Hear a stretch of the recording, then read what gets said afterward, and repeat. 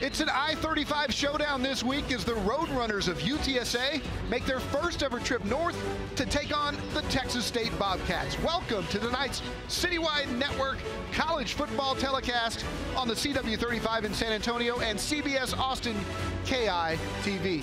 Good evening, everybody. I'm Don Harris along with my broadcast partner, Chuck Mikatinik. Is it a rivalry or not? It depends on who you ask. Both coaches say they've only played one time. How can it be a rivalry? You ask the alumni, you ask the students, it's a totally different story, and there's going to be some fans fired up tonight. I don't think there's any question about it, and I think this is going to be a really big defensive struggle tonight. So it's going to be on both quarterbacks, and I think the guy that plays the best is probably going to be the guy that ends up winning this football game. We'll take UTSA's Dalton Sturm first. What hasn't this young man done to start the season? One of the highest rated quarterbacks in the entire country, just 8 incomplete passes in 2 games. He has been absolutely electrifying, throwing the ball and running it. Dalton Sturm is having one heck of a quick start to his season.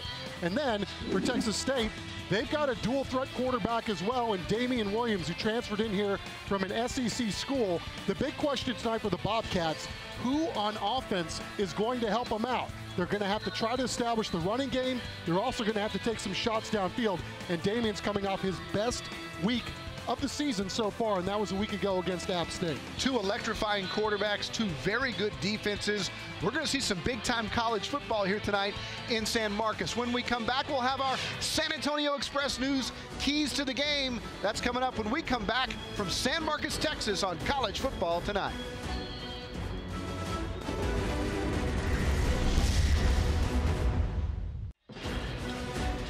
Welcome back. The Gun Automotive Group pregame show presented by Gun Automotive Group, where buying your next vehicle is real simple at gunauto.com. We will keep our keys to victory real simple as well. Chuck, for UTSA to win, real simple, they have to.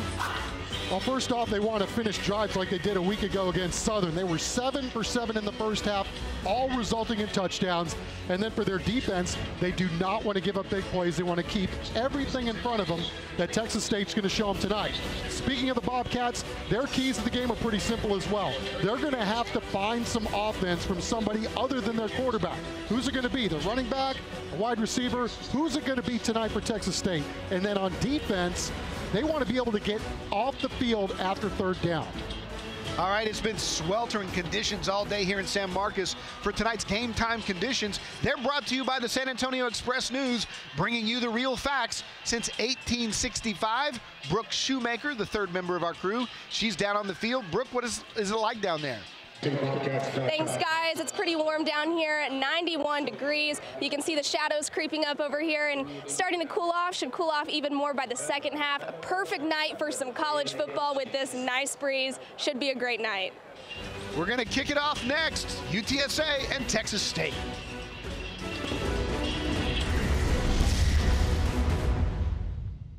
It's a raucous crowd here in San Marcos. The Bobcats, the home team of Texas State, won the toss. They've elected to defer. UTSA will get the ball first. As you look at Frank Wilson in his 2nd year at UTSA, highly touted recruiting coordinator at LSU, has a number of players in the NFL, and Everett Withers, who is in his 2nd season turning this program around here at Texas State. A very impressive performance last week, losing on the final play to Appalachian State. All right, so James Sherman will do the honors, kicking off for the Bobcats. Kirk Johnson Jr. and Brett Winnigan back to receive for the Roadrunners. And we're underway, and it'll be Winnigan a yard deep, and he's going to stay there. And we will see one of the hottest quarterbacks in all of college football, and that is Dalton Sturm. Chuck, what he's done in the first couple of weeks, just outstanding statistically. What's interesting, Don, really, is that he's done all of that in essentially a game and a half. Remember last week, he only played in the first half, had just 3 incompletes last week. The guy has just been absolutely amazing, not only with his ability to throw it and run it, but his decision-making has been flawless as well. We talked about the onset. UTSA's offense last week against Southern was absolutely flawless. 7 first-half drives, all resulting in 6 points. Sturm and the Roadrunners shocked Baylor in what was the second week of the season, the opener for the Roadrunners after their opener with Houston was canceled because of Hurricane Harvey. Sturm wants to throw on first down. He's got Kerry Thomas Jr. It's a first down Roadrunners as we take a look at tonight's starting lineups presented by the MCCI Medical Group, keeping you healthy. We've had a little bit of a change up front. We'll tell you about that a little later, but Kerry Thomas Jr. and Josh Stewart are brothers from Texas A&M Consolidated High School out there in Bryan College Station. They are the favorite targets, and Jalen Rhodes is an electric running back as he goes in motion here on first down. Sturm lost the snap, but gets it back. Picks up about 2. Gabe Lloyd on the tackle. It's going to be really interesting to see what UTSA does early, because Texas State runs a 3-4 defense as its base, and their linebackers, Everett Withers' bunch, I should say, they're as active and fly around the ball as any group of linebackers probably in the state of Texas at the collegiate level. 2nd and 7. It's Rhodes for the first time tonight. Cuts inside, and he's got another UTSA first down. You can see already the quick cutting Jalen Rhodes, who's also had an outstanding first start to the season. Ishmael Davis on the tackle there for the Bobcats. Yeah, really nice run there. He bounced it outside, and for a split second didn't know if he was going to keep it outside, decided to cut it back in, and proved to be a very wise decision as he moves the sticks here early for UTSA. Dannon Cavill checks in at wide receiver. He's split to the far right. Stewart and Thomas Jr. to the left. And it's Thomas Jr. in motion as it's Rhodes again. This time the Texas State defense doesn't give up much, maybe 3. Again, we'll be keeping our eye on the linebackers all night for Texas State. This is a group that routinely, as individuals, rack up double-digit tackles per game. They love to get around the football. Brian London in the middle from San Antonio, Randolph High School. Outstanding linebacker, just a sophomore. Play action to Rhodes, and they hit Greg Campbell out of the backfield, and Campbell's got some room. Campbell to the 30. It's another Roadrunner first down. Ishmael Davis finally brings him down, and he's down on the field with what looks to be an injury. Nice play action boot there, Chuck. Absolutely. Get him out there in the flat, and then another nice cutback. Gotta love that from your receivers. Guys looking to get yards after the catch. Campbell from Atascocita High School in the Humble area has 5 catches on the year with 63 yards coming in. That's an 18-yard gain. And already, for those of you that don't watch UTSA football, Dalton Sturm, the quarterback for UTSA, had a penchant for getting off the hot starts last year and would dictate the rest of his game, and he's already 2 for 2 tonight. All right, with the injury, we'll take the timeout. UTSA on the move with 12:39 to go here to play in the first. Welcome back to San Marcos. UTSA with another first down as they attended to the injured Bobcat. And the Roadrunners, led by Dalton Sturm, looking as they have all season long, sharp so far offensively as they move inside the 30-yard line.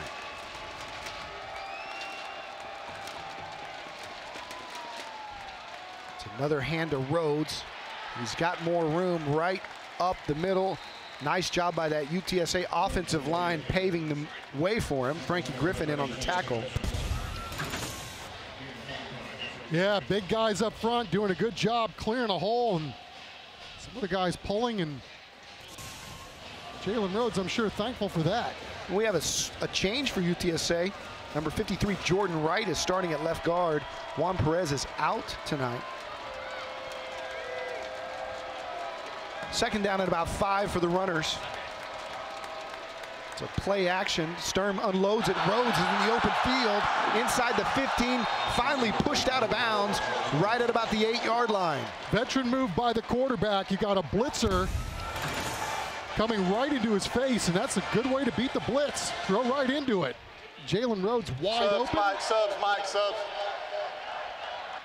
Nice healthy game. A.J. Krozik ran him out of bounds, but not before another first down at the 8, so it's 1st and goal. Danon Cavill still in the right side. Greg Campbell Jr. split to the left. And Tyrell Clay checks in for Rhodes at the tailback spot. It's a hand to Clay. It's back to about the line of scrimmage. Nothing doing there. Big number 94, Dean Taylor, out of Pearland, there to stop him short. And this Texas State team really is built on both of its lines, offensively and defensively. They really like their big guys on that side of the ball. We already talked about their linebackers, but their head coach really likes to dictate tempo and everything else by those big burly dudes up front. Josh Stewart singled up on the far right, number 80. And he looks that way for the fade. It's Thomas Jr. He ran a little crisscross route, and Sturm just overthrew Thomas Jr. Oh, he hasn't missed much. He missed many guys early on in the season, that's for sure. But good coverage there by Texas State. They had a couple of guys down there, and that's just one of those, you probably feel like as the season goes along, receiver and quarterback will get together on plays like that and be a little more efficient. Andrew Taylor on the coverage there for the Bobcats. Big 3rd down play here for both squads. Gonna run it. Sturm takes off. And he's brought down short. Tayshawn Waddy there to wrestle him down inside the 5, but UTSA will have to settle for 3. Yeah, Jayshawn Waddy doing a really nice job in open space here. We've seen this formation from UTSA before this season. And they like to spread you out so they can maybe dice you up, and I think Dalton was thinking run all the way, just may have decided a little bit too late to pull that off, and they'll have to settle for the attempt. The kick is good. UTSA up 3-0 as Sackett drills it from short. The Roadrunners strike first. Texas State will have the ball when we come back.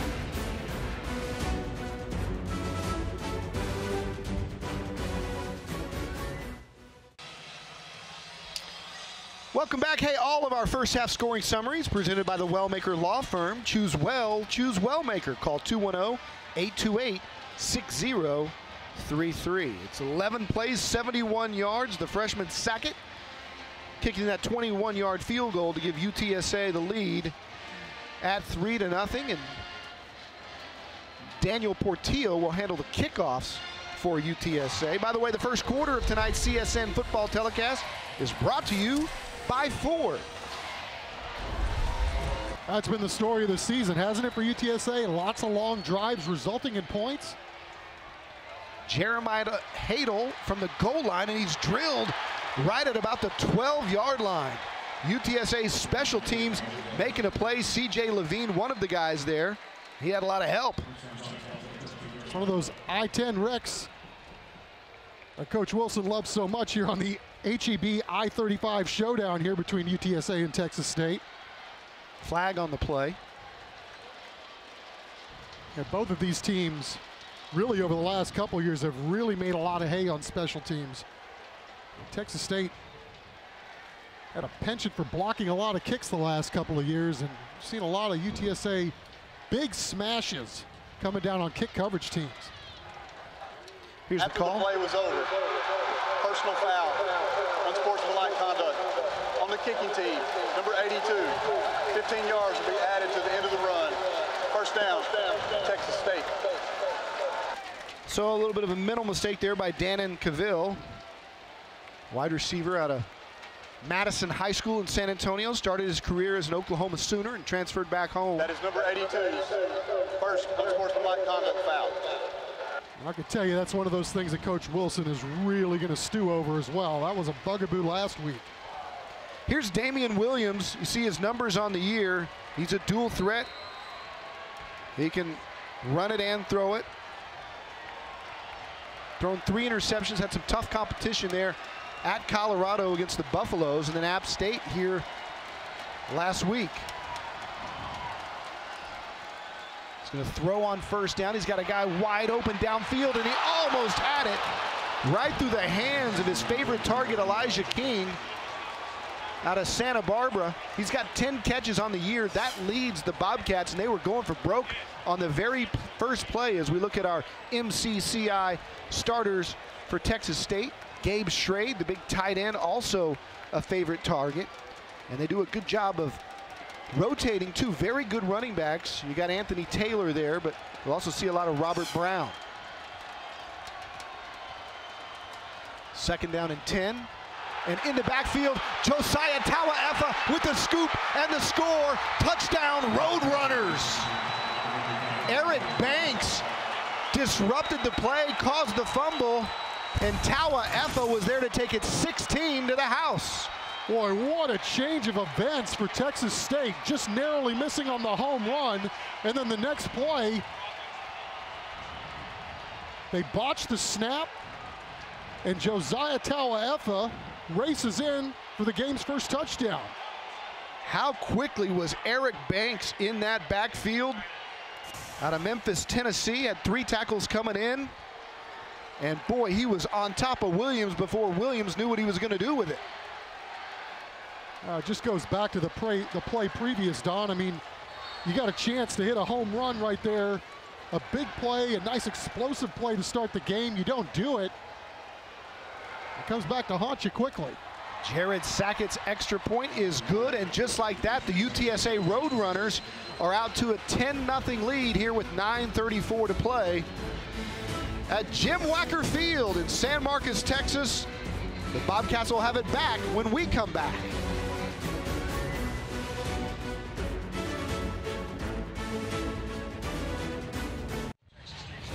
Welcome back. You can see what that UTSA defense has done. They lead Conference USA in 9 different defensive categories, right at the top of the country, and holding opponents both to yards and points. And their efficiency defense, one of the best as well. And you see Tawaefa, number 55, picking up where he left off last year. Freshman All-American, Conference USA Freshman of the Year, first team All-Conference USA as a freshman, as Jeremiah Hadel will take it in at the 4-yard line, and he's buried again right at the 15. A flag flies, and another scrap near the 30 as 3 flags are on the turf. Yeah, Don, and as we wait for them to sort things out here with the flags, this UTSA defense, in my opinion, they've got NFL players on every level of the defense. On the defensive line, you saw Tawaefa. He's going to be playing on Sundays at some point, and then on the back end as well. There are 2 fouls on the play. Holding, Texas State, penalties decline. Illegal block in the back. Number 81, Texas State, half the distance to the goal. First down. That's why that home run ball that they went for on first down to start this game was so important for Texas State, and to not be able to get it was just a heartbreaker. Here's the block in the back right there behind the returner. And that's what UTSA will accept. And that's going to back the Bobcats all the way back to their 5-yard line. We were talking about some of those outstanding defensive players for the Roadrunners. 93, Marcus Davenport may be their best NFL prospect, even though Tawaefa may have more accolades after last season. He's put on about 20 pounds from last year. Prototypical DeMarcus Ware-type pass rusher off the edge. And then they've got some corners with some NFL-type speed in Devron Davis and Austin Jupy. Yeah, the safety's not bad either. 11 Scooby down there. They're stacked and they're everywhere. First down and 10 for the Bobcats. Williams hands to Robert Brown. He gets to about the 6. And the guy you were just talking about, Chuck, Nate Gaines, in on the tackle. Kevin Strong, young man out of Cleburne, Texans, so highly recruited out of Cleburne. Lakel Bass has had an outstanding season, exceeding all the expectations of the coaches. And then you see that good secondary with Godfrey Gaines, Jupy, and Davis. And press coverage right here on 2nd and 10. Inside handoff, and That might be a safety as Kevin Strong wrapped up Williams right at the goal line. They're just whipping their guys up front. I mean, they're so big and so strong, but the song remains the same. I mean, this is the third straight week that line has come out and been strong. No pun intended. Yeah. Actually, no, I lied. I did that on purpose. Kevin Strong had offers from the big boys in state and out as Lakel Bass and Tau F show blitz. They pull back and coming out of it and maybe going the distance is the quarterback Williams. Rouses the 30. Nice little trickeration from the Bobcat staff as Bass makes the tackle along with Austin Jupy. But a 31-yard gain gives the Bobcats some life. Boy, what a huge play on a little counter and tricked everybody. Just exactly what Texas State needed, backed up in their own end zone. Williams doing a really nice job and did almost take it to the house. So a new set it down for Williams. Wants to throw here and completes it. All the way across midfield and down to the UTSA 40 is Mason Hayes. Nate Gaines finally brings him down. Hayes a favorite target of Williams. And Williams doing a really nice job. Watch him look to one side, then flip it back towards the other. Got his receiver some space there to work with. His handoff and a tackle in the backfield is Strong, brings down Robert Brown for a loss. By the way, Marcus Davenport just 2 tackles away for loss, setting the school record for the Roadrunners, if he can come up with 2 here tonight. Texas State on that big play using UTSA's aggressiveness against itself there. Taking advantage of it. Let's see if they got any more. 2nd and 15. Straight drop for Williams. Fires back shoulder fade. It's caught by Elijah King inside the 30. Nice ball, nice route. Austin Jupy on the tackle. Big gain of 18 yards for the Cats, but there is a flag down in the backfield. We'll have to see what the penalty is. They get the quarterback late.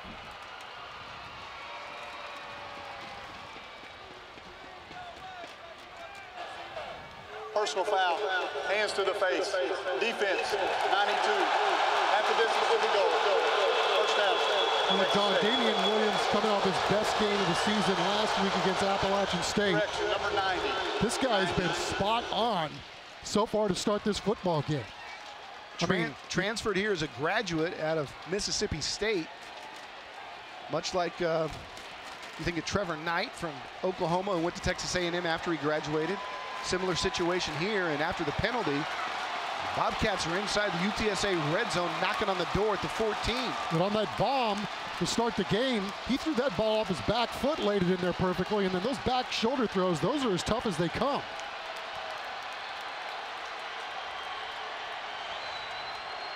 So the Bobcats trying to answer. Straight handoff to Brown. Doesn't get much as Lakel Bass and Marcus Davenport were there. You know, just talking about this UTSA defense to begin this season, Baylor scored 10 points, but they were lucky to get their 10 points. They had a short field to work with on their only touchdown of the game, and then we saw what UTSA did last week in the first half with all their money guys in there. They forced the opposition into 0-7 on 3rd down, so Texas State having some success against this defense that their 2 previous opponents for UTSA did not. Williams fires over the middle. It's caught all the way down to the 1-yard line is Mason Hayes. 14 yards on the game. Carl Austin Jr., or the 3rd rather, there to make the tackle. And Texas State wants to go quick here with tempo. Down 10-0. There's another laser by Damian. Drilling that one in there. Taylor lined up straight behind Williams.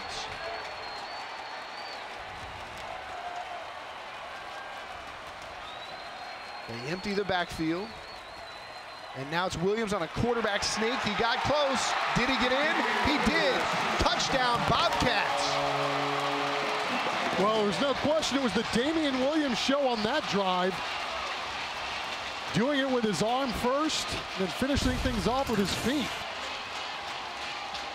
How quickly things have changed here in San Marcos. It looked like UTSA had all the momentum and flirting with another safety back on their own 1 or 2 yard line. And they go the distance, 95 yards in 9 plays. The extra point attempt is good, and it's 10-7 UTSA. The Roadrunners will have it back and a chance to answer with 5 minutes to go here in the first when we come back to San Marcos.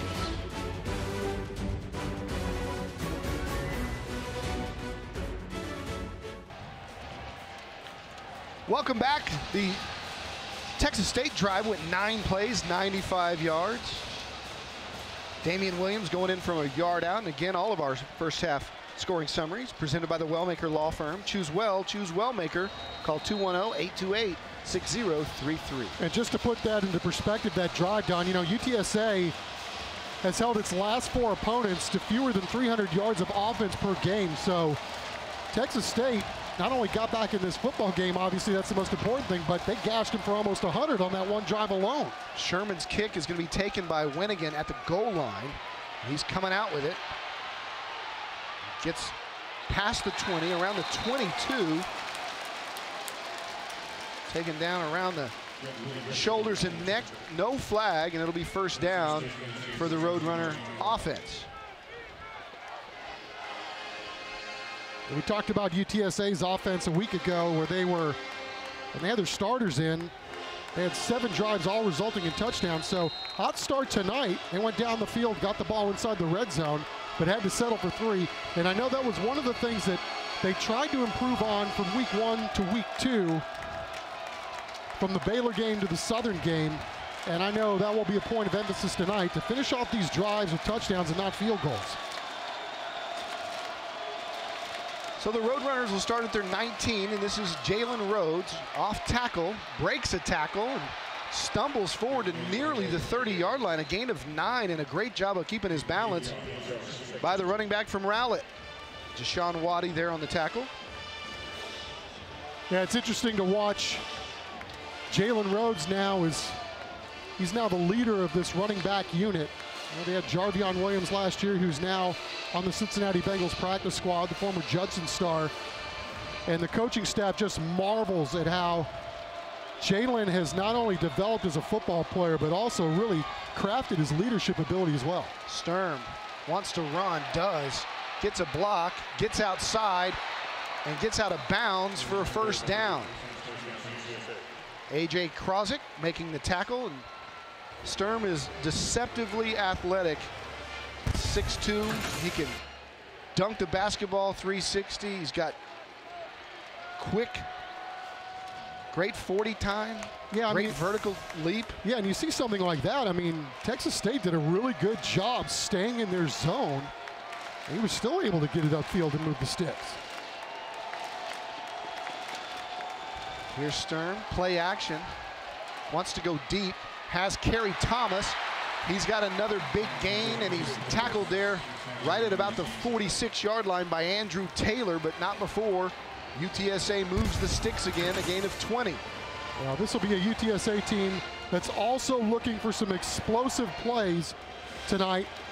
You know, for everything that's gone right for them this year, they've had a lot of drives that have resulted in touchdowns, and that's a good thing too, but they'd really like to see make it easy on themselves from time to time. Get yourself a big explosive play if you got one in your holster. Here's Rhodes. He's tackled for no gain. Nice job by that Texas State defense. Getting back there was Gabe Lloyd. Blew that one up as we take a look at our Volkswagen replay. Lloyd bringing down Rhodes. All of our first half instant replays brought to you by Volkswagen. Yeah, Gabe Lloyd's already got 2 sacks on the season, one of that linebacking crew that we talked about. Very, very active football player, and obviously you saw how sure-handed he was when he got in space to try to make a tackle. 4 receivers for Sturm, and the Roadrunners are going to want to talk it over. It looked like Dan and Cavill didn't quite understand the formation. First timeout. 30 seconds. Timeout. So the coordinator, Frank Selfo, is going to talk it over. 2nd down and 10 here for the Roadrunners. We talk about how explosive that UTSA offense has been, especially in the Southern game. 502 total yards a week ago, 335 of that through the air. And for the first time in school history, they scored on their first 7 drives. For the season, they're averaging over 400 yards a game, and they've been very, very efficient, and that's probably been more impressive than the big numbers, just how efficient this offense has been. I agree. I mean, they haven't turned the ball over, and again, it's not easy to do to have these 12, 14, 15-play drives, but they've made it a habit. It's been a ritual to start this season. We'll see if they can, how they're going to do it on this drive. Stern with pressure, gets it out to Rhodes. Can he make a man miss? He doesn't. Great tackle by the Texas State defense as Frankie Griffin came up there and took him down. Rhodes usually can shake and bake his way free, but Griffin having none of it. Yeah, Frankie Griffin's another one of those studly linebackers that the Bobcats have. That guy's already got 2.5 sacks to start his season. So these guys aren't the biggest bunch of linebackers on the planet, but they are very fast, and they all have a nose for the football. And I think probably the most impressive thing is that they just don't whiff when they get a chance to make a tackle. All right, personnel change. Brady Jones is in on the slot to the left, Stewart to the right, and they throw it underneath to Rhodes. He's going to be short. Again, that Texas State defense doing the job. Getting there first was Kumandi Hines. And Frank Wilson, the UTSA head coach, wasting no time running the punt team out there, so Yanni Rootsas will punt it away for the first time tonight. Hutch White out of Kerrville Tivy, I believe. He'll be back to return this one.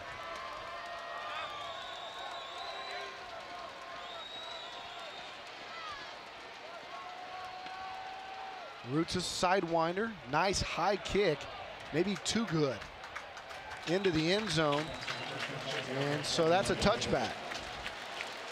One of these programs is brand new, UTSA getting a lot of attention nationwide because of Frank Wilson, but the Bobcats, they're playing their 110th season.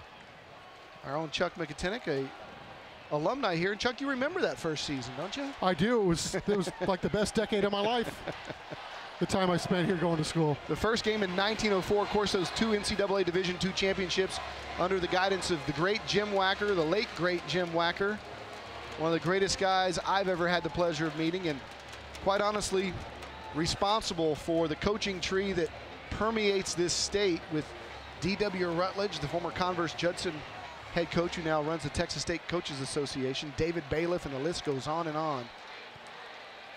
As Williams gets hit as he throws, and that one will be short.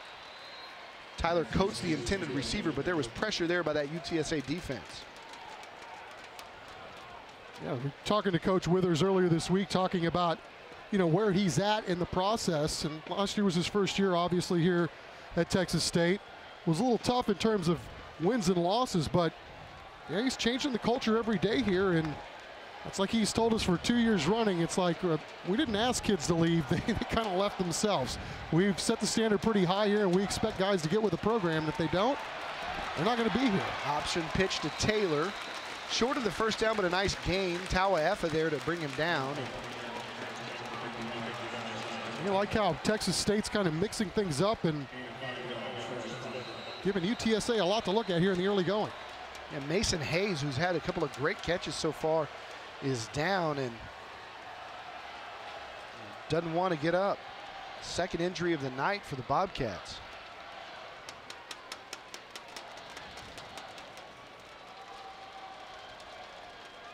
I didn't see what happened to him there, but take a look at the replay. Another look. Brown on the pitch. He's out there blocking, and he gets rolled up on the back of his right leg. You never want to see that happen. Usually right knee, right ankle. And he knew it. And that's why he decided to stay down. That's what they're coached to do. You don't want to jump up, and even if you think you can limp off, you might heard it worse. Big third down coming up for the Bobcats.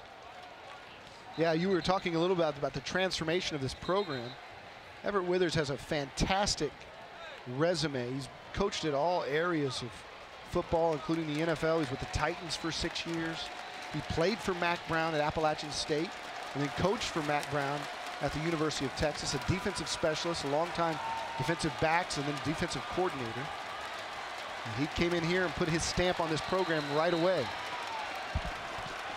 Yeah, we were trying to give him some love last week for how well they played against App State. And he's like, hey, yeah, we'll take a couple things away from that game, but the bottom line is we didn't win.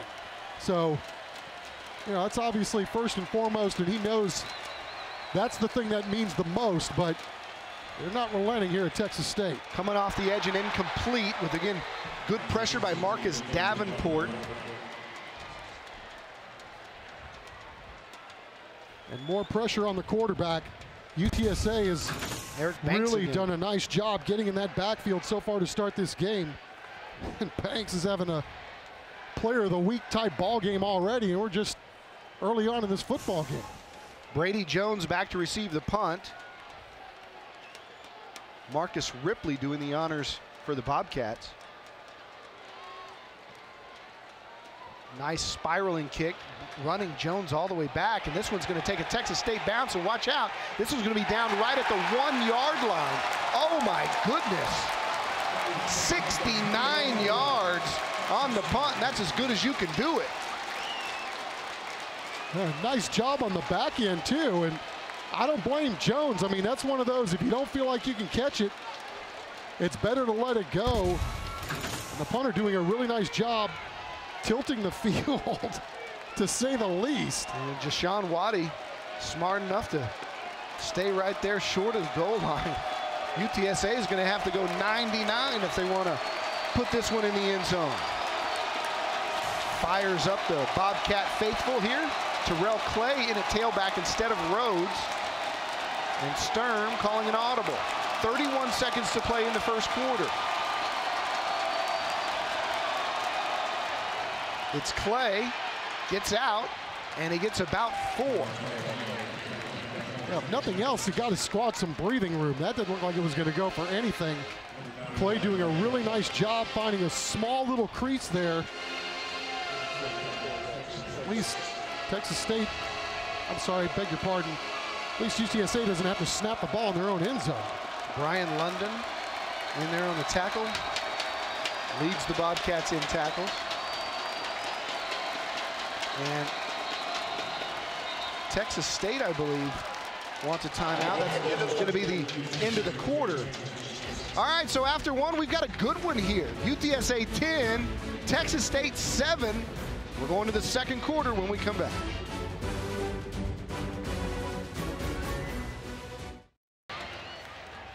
Welcome back to San Marcos. It's our CityWide Sports Network broadcast of the Texas State UTSA ball game. Glad you're with us, both on CBS Austin and on the CW35 in San Antonio.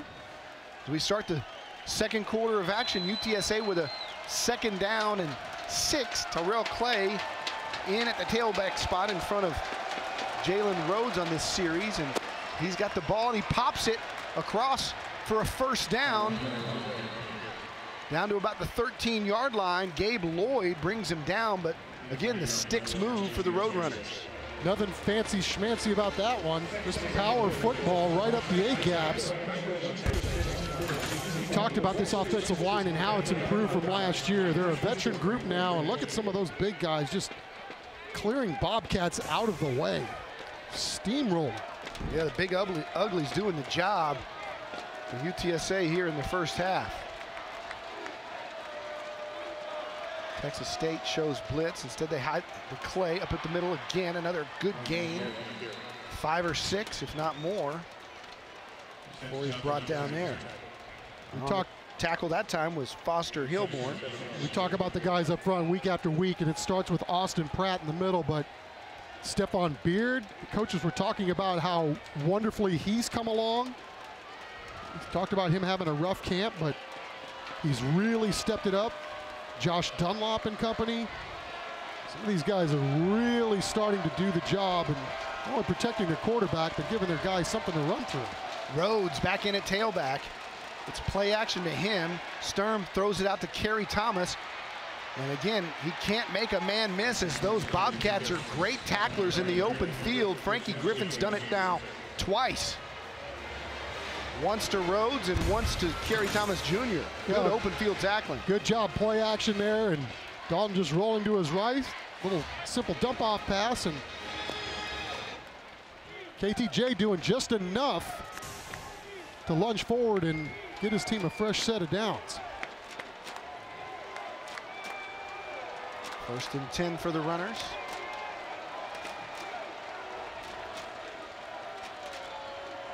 Sturm wants to throw. He's pressured. He gets out of it. He's got that athletic ability. Now he's running. Flag flies. Sturm showing some speed, but a flag is down as he continues to go down the field. He stumbles inside the 10, but there's a flag all the way back on the 27-yard line. Yeah, it's probably coming back, but that's a highlight right there. Holding. Offense, 68. 10 yards. Individually, though, just a terrific play.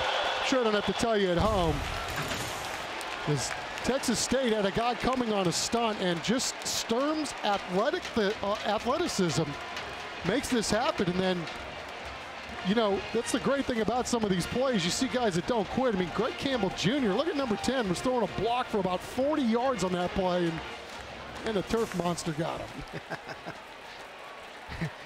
And now Sturm has a fresh set of downs, 1st and 20, and this might take him a few moments to catch his breath. Yeah, if offensive coordinator Frank Selfo has a heart, this is going to be a dive play right here. Just hand it off and let me catch my breath, coach. Or maybe they'll sucker punch him and go deep. Clay in for Rhodes at tailback. And they hand to him, and he comes left. He sheds a tackler. Look at the shiftiness of Tyrell Clay. Picks up about 13, make it 18. Dean Taylor brings him down, but nice jump cuts by Tyrell Clay. Texas State having its way, UTSA, I should say, having its way running the football early in this game. And look at these holes, and then you're right. Once he got past the first line of defense, a lot of junk. Young man out of Corpus Christi, Miller, has a touchdown on the season. Came in with 16 carries, and he's had a few tonight. Sturm going deep. Greg Campbell Jr. drops it right at the 30-yard line. He kind of fumbled with which way he wanted to turn his hands at the last minute.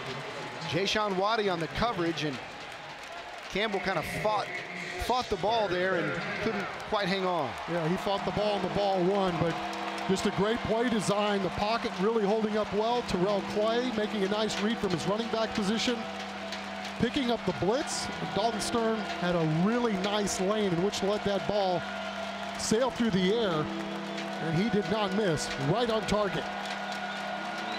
So it's 3rd and 3. The Roadrunners have had a lot of success running it right up the middle. Normally you think pass here, but you never know the way they're running it. They hand it to Rhodes, and he pops it. Jalen Rhodes with a man to beat. Jalen Rhodes sheds a tackler. Jalen Rhodes, one more to beat. Touchdown, Jalen Rhodes, 67 yards.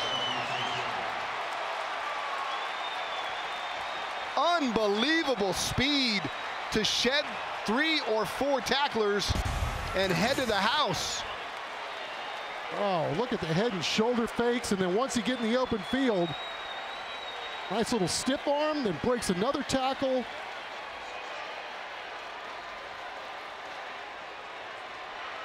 Spectacular. So the UTSA Roadrunners answer and quiet this Bobcat crowd with a 67-yard touchdown, and Jared Sackett trying to... Foul. Defense, number 16, close collar, 15 yards on the kickoff.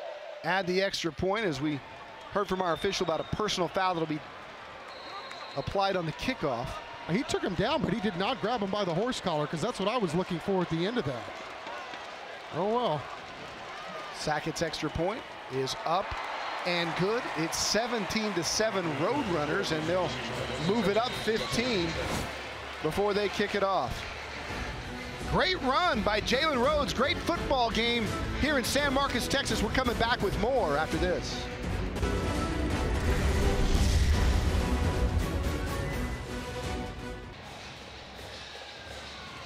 Welcome back to a beautiful night for football in San Marcos, Texas, as Daniel Portillo getting ready to tee it up right at midfield after the penalty.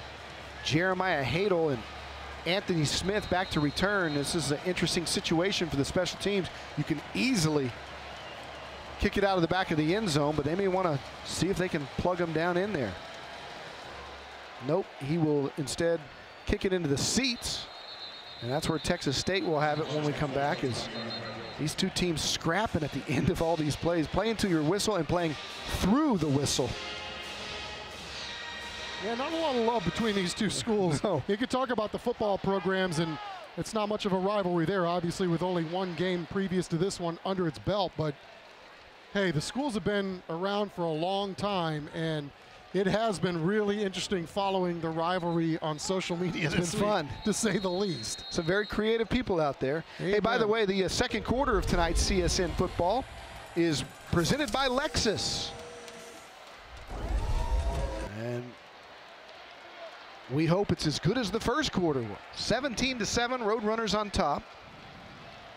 As you see our first half scoreboard there, sponsored by John Wayne Service Company. Williams, nowhere to go. Marcus Davenport with a tackle for a loss. That brings him to with one of the all-time UTSA record for tackles for loss. We were talking to the coaches this week. Coach Wilson was telling us 93 is just playing at a different level right now. Gained 18 pounds of muscle during the offseason. He's faster too. And again, his measurables are the kind of things that NFL guys just love. He's fast, he's super athletic. Remember, this is a kid that played basketball at Stevens High School, so he can do it all. I wouldn't be a bit surprised to see him step out on the UTSA basketball floor at some point too. I think he could help. Second and 13, ball on the ground. Williams picks it up. He's got some room over the middle. Finds Gabe Schrade as tight end. He's got a first down and more. Schrade across midfield, brought down inside the 40, finally by C.J. Levine. Gotta really like what Damian's doing back there at quarterback. As you said, he's been spot on, but the thing I like about him is his eyes never stop looking downfield. I mean, that ball was snapped to him low. His head's still looking downfield. Then he starts to feel the pressure, and he just kind of glides, finds some space, and then found his wide open man downfield for a huge gain. 40 yards on the game. Thurman Morbley now joins him in the backfield. Williams wants to throw it deep, one-on-one for the corner, and it's knocked away. Great coverage there by Austin Jupe. You can call him Jupe in practice. His friends call him Jupe, but his mom says Jupe. We're going to make sure we call him Austin Jupe. Kid out of East Central High School in San Antonio, went to Baylor University, played some snaps there with Baylor, and was fired up to return there and beat the Bears in UTSA's first game this year. It was personal for him. Marcus Davenport blew up the play. Williams kept it and went for a yard or two, but Thurman Morbley wants to get the license plate of the Mack truck that just ran into him and Williams. Oh my goodness. He will be attended to, so we will take this timeout. Another big play from Marcus Davenport. We're back to San Marcos after this. Hey, coming up at halftime, Brooke Shoemaker will bring us the Teamwork Financial Halftime Show, integrating legal, tax, and financial planning. It's a game plan for life. Third down for the Bobcats in UTSA territory, 3rd and 9. With Damian Williams. Tauefa shows blitz. Williams trying to get away from Tauefa, but he can't. Josiah Tauefa, the all-everything linebacker, making the play. Shot out of a cannon comes to mind. I mean, I think everybody in the world saw that this was going down, but look at the closing speed by double nickel. All-American as a freshman. Yeah, the leading tackler as a freshman. He led all freshman tacklers last year. Was also one of the leading tacklers, period, in the country, regardless of class. Yep, Conference USA Freshman of the Year. Illegal participation with the helmet off, number 93, defense. 15 yards previous spot, first down. But Davenport's hat came off in the middle of the play, and that's an automatic 15-yard penalty if you continue to play after your hat comes off. So that'll set up a first down for Texas State, and that's a big difference in this football game. Well, they've had some big plays, Texas State has. Again, just a really nice job by Williams to avoid the first push, but Taua just too much. And then you saw at the bottom of your screen the helmet pop off of 93. Can I say that's a dumb rule? Somebody else rips your hat off and they want you to just sit down on the spot like you're not trained to pursue the football. Williams throws the slant, and Taua almost had the Oski. Tyler Watts, the intended receiver. But you're trained to always pursue the football. And when your helmet comes off, they actually want you to just sit down right there. If he did, there would be no penalty. Well, it's going to take some time to get guys to learn how to do that, but it's all about player safety. So we'll go with that first. But, you know, as well as UTSA's defense played a week ago, you know, Pete Golding was talking about the fact that they had 2 dropped interceptions, and there's another one. Inside handoff going nowhere. Anthony Smith had it.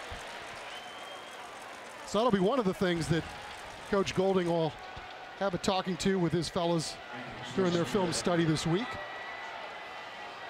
You just can't say enough about this defense. I mean, you know, other than the penalties have not been kind to them in this football game. And they have given up some big plays, but it's been pretty steady Eddie here, play to play.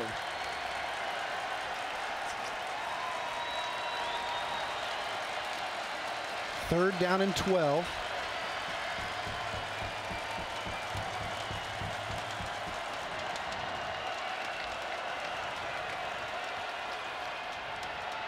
Williams fires back shoulder, and he may have absolutely. Devron Davis had him corralled. Elijah King probably would have caught that football had he not been tackled basically by Devron Davis. UTSA sending the house too on that play. Pass interference. Defense, number 1. Tony will be at the spot of the foul. First down. Really good job of blitz pickup before the throw got released, and then I don't think there was any question that the ref standing right there, and easy one to drop the hanky on that one. But Devron's another guy who's looking at scouting reports for the next level, and a lot of people saying that guy's going to be a mid-round pick at worst. All right, first and goal for Texas State after UTSA had him corralled at midfield. 2 major penalties that put the Bobcats in business. Williams on the slant, caught, touchdown Bobcats. How about that? Jeremiah Hadel with the touchdown catch, his first of the season. Just all kinds of window dressings around the line of scrimmage. The play fake, everybody biting on that, and then the quick hitter on the slant. And Texas State, you know, we talked about how good their defense had performed up to this point, and where were they going to get the offense from? Quite frankly, through 2 games, nobody's had any success moving the football on this UTSA defense. These guys have put 2 scores on them in the first half. All right, the extra point. Make it 17-14 is James Sherman.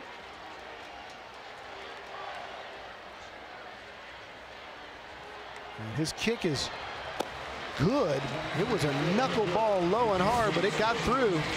All right, UTSA with a chance to answer. Good close football game here in San Marcos, Texas.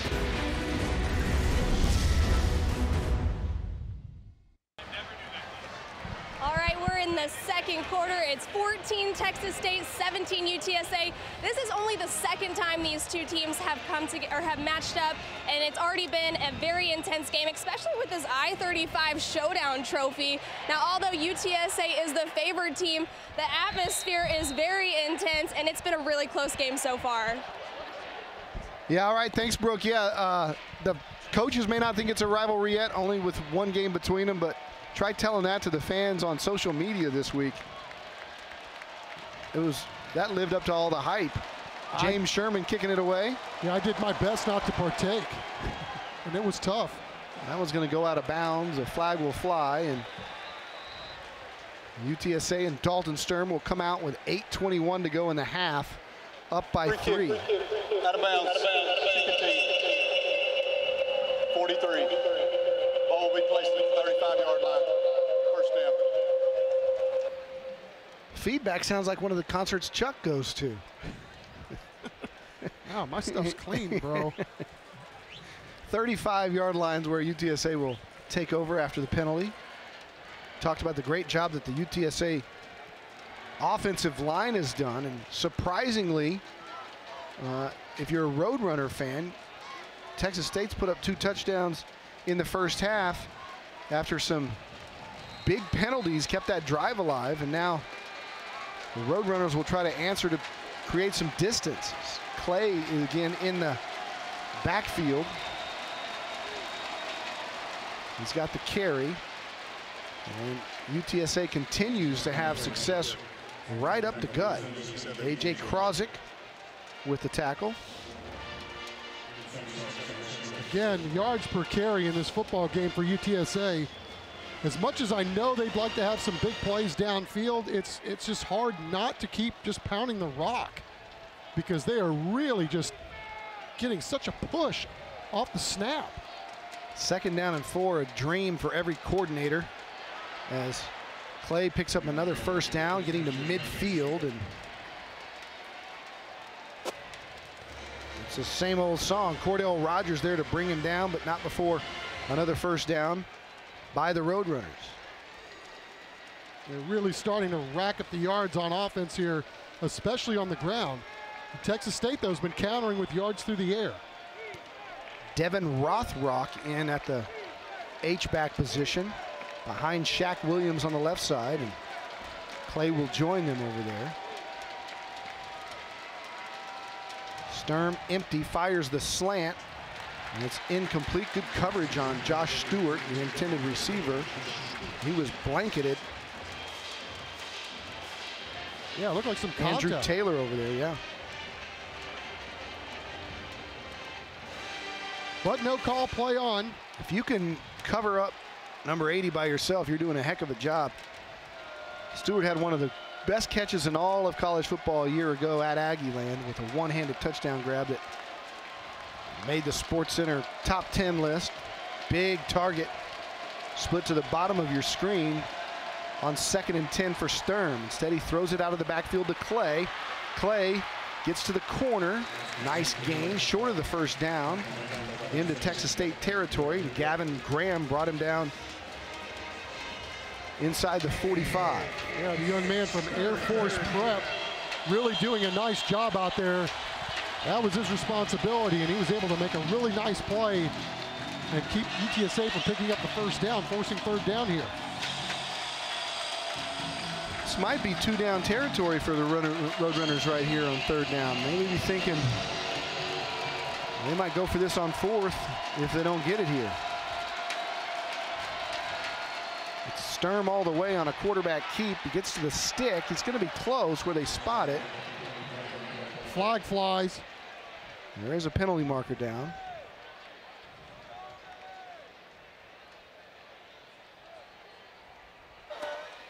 After the play, personal foul, 35 on the defense, 15 yards out at the end of the run.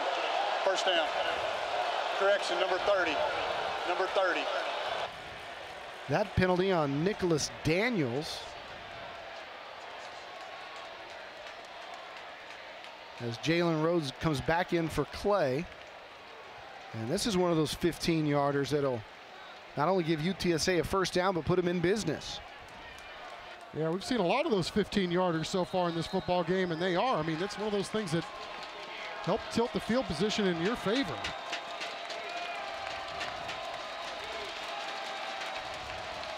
So penalties kept Texas State's drive alive, and it helps UTSA here as Rhodes gets through the first level, picks up another 7 or 8 over the right side. Hal Vinson makes the stop. Again, great blocking on the right side. Yeah, Reed Dara and company getting out there and making it easy for Mr. Rhodes. Rothrock pulled from his H-back spot, led the way. Rhodes makes a man miss, right up the middle, another first down. Inside the 15-yard line as UTSA is content with just pounding it in the running game. Nicholas Daniels on the tackle for the Bobcats. Yeah, when you're averaging almost 9 yards a pop, there's really no reason to do anything else but this. Already, UTSA creeping up on almost 200 yards of offense just on the ground alone. And once they get into the red zone, they're pretty perfect. 9 trips, 7 touchdowns. 2 field goals. Sturm gonna be hit. Did he lose the football? He did. Who got it? Gavin Graham caused it, coming from the weak side there. Yeah, just a blind shot read here. Little play fake, but 27 coming on a jailbreak. He got home and knocked it free, and showed you the stat about UTSA and their perfect scoring inside the red zone. Just jinxed them. Josh Dunlop got on it.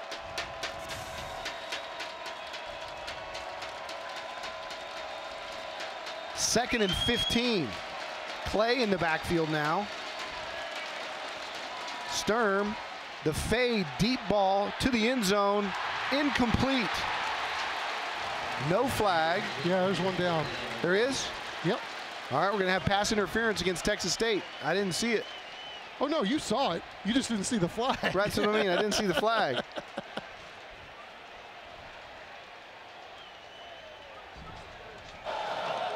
Pass interference. Defense, number 6, 15 yards, first down, UTSA. Meanwhile, the UTSA equipment guy runs up a little prematurely and gets on the microphone. Yeah, it's a hard cover there. We talked about Stewart with his size. It's just one of those plays where that's a pretty easy call to make. I mean, never turned back for the ball, and he was basically draped all over Stewart before the ball even arrived. So defensive penalties playing a big part in this ball game. It's Clay. Clay forces his way in. Touchdown, Roadrunners, Tyrell Clay. Again, the creases that the offensive line are opening up are just ridiculous. I mean, and Clay didn't need much. But this is just textbook on how you run the football, play to play. Sackett will come on the... After the play, unsportsmanlike conduct, number 22 on the offense. Penalty will be assessed on the kickoff. Another one of those celebration penalties, as they'll call it on Clay. Frank Wilson was a little upset with Shaq Williams after his celebrations last week. That is number 22's first unsportsmanlike conduct foul. And something he wants to clean up, and that'll be assessed on the kickoff. Won't take points off the board as Sackett will try to make it 24-14 with 4 minutes to play here in the second quarter. Well, every time Texas State does something on offense to get back in this football game, UTSA is there with a counterpunch. We're coming back. The Bobcats will have the ball next. Welcome back to tonight's Sun Belt NCAA scoreboard, brought to you by HEB as we take a look around the Sun Belt. South Alabama and Idaho have had some weather delays. App State, after winning real close here, just falling to Wake Forest by a point. Look at Monroe and Louisiana Lafayette in double overtime thriller there. Georgia State all over Charlotte. Western Illinois beats Coastal. SMU leading Arkansas State. And UTEP and New Mexico State tied up in the second quarter.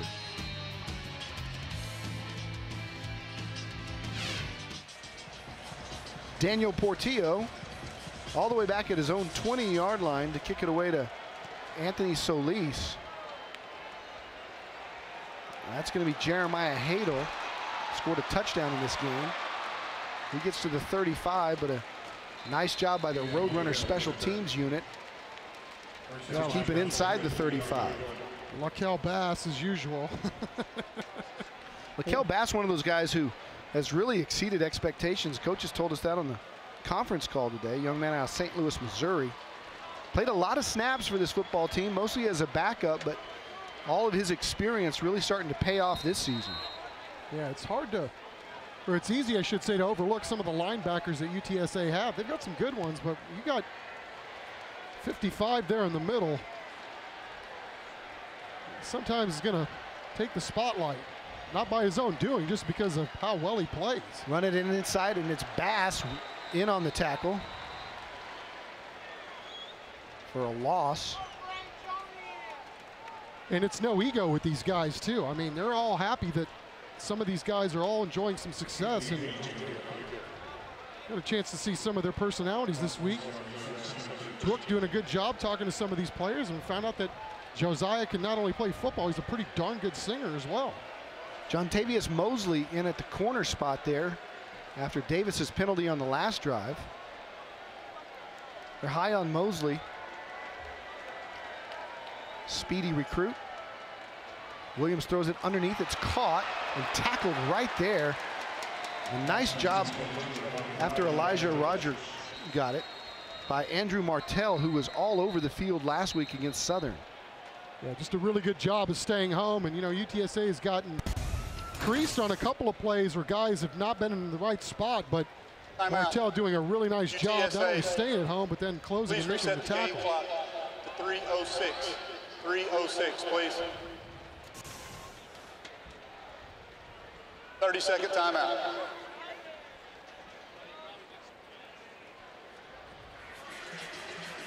(24-14) with 3:06 to play. Don't forget, coming up at halftime, the Texas State president, Dr. Denise Trout, will join Brooke Shoemaker. Got some features for you. We'll have all the first half highlights and stats. That's coming up next. The Teamwork Financial halftime show with Brooke Shoemaker at the break. Still got 3 minutes, though, to play here in the second quarter with UTSA on top by 10. Davis now checks back in at that corner spot. Mosley stays in on the other side.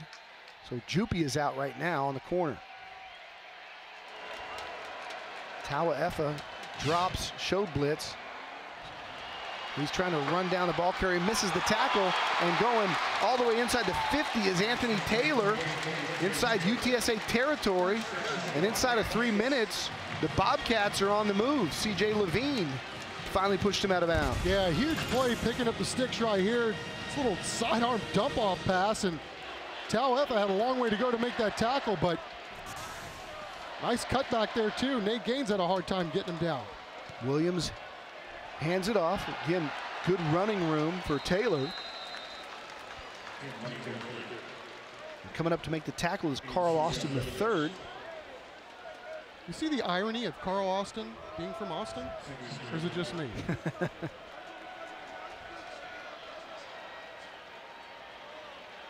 Daryl Gottfried also in for that UTSA defense as Davenport makes another tackle. Taylor with another carry. Kevin Strong Jr. with another play behind the line of scrimmage. Almost got another one. Man, it's hard for those big one guys to get in there, but he's been in the backfield most of the night. It was third and about an inch, and so Williams went quickly. Quarterback sneak. Gained the first down, and clock will stop to move the chains as we tick right to the 2-minute mark.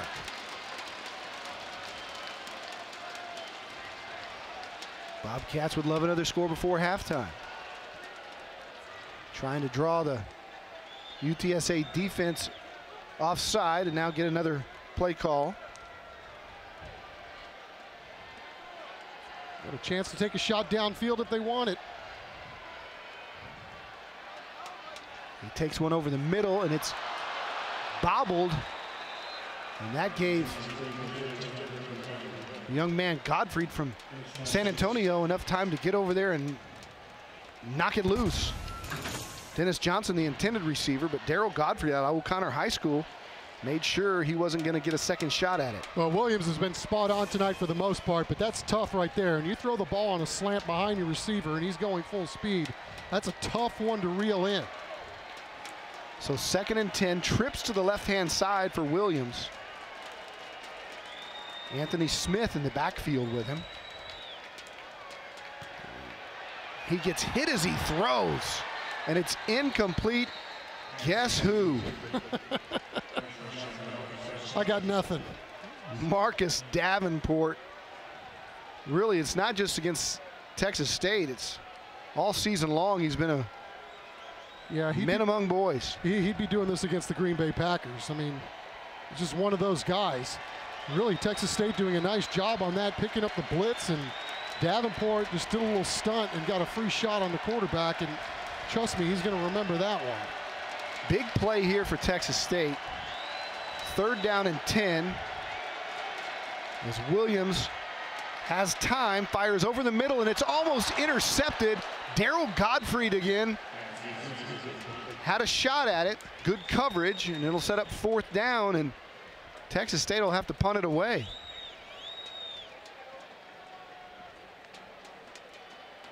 Nice zip on the ball from Williams, but Godfrey read it well. Yeah, a little confusion there between receiver and quarterback, and I'm sure Coach Withers is happy they're able to just get this thing away and punt it. Marcus Ripley doing the honors. Brady Jones back to receive. He calls for a fair catch, lets it go over his head, and this time it goes into the end zone. And UTSA will have 1:14 left to work as we take a look at tonight's Sun Belt NCAA scoreboard, brought to you tonight by HEB. It's the Sun Belt standings, and you can see Troy at the top, undefeated in conference play, along with App State, but they both have losses on the year. Texas State down near the bottom at 1-2. They played a tough Colorado team and a very good App State team here last week. Yeah, did a really good job on defense in that Colorado game too. I mean, they had a bad break on special teams that kind of set things going the wrong way, but I think for the most part Texas State did a really nice job, and it had a nice accounting for itself, and then, you know, opened the season against Houston Baptist and took care of them pretty easily. Sturm going deep. Brady Jones has it. Brady Jones across midfield to the 40. And with 1:07 left, the clock will stop to move the chains. And just like that, UTSA will have a legitimate chance to score. Frankie Griffin on the tackle after the 31-yard gain. Those are one of the explosive plays they were looking for, and a great job by Jones at the last second creating a little space for himself in order to make that catch. Roadrunners have 2 timeouts, 1 minute to play. Sturm fires, has Jones again. He's got the catch inside the 25. Clock will stop at 51 to move the sticks. Yeah, this is a little too easy right now for UTSA. Going right down the field on 2 plays, already in field goal range. Cordell Rogers on that last tackle. Again, no time to use timeouts there, but penalty flags fly as false start on the Roadrunners. I'll give them a second to get the play in, but it'll also back them up.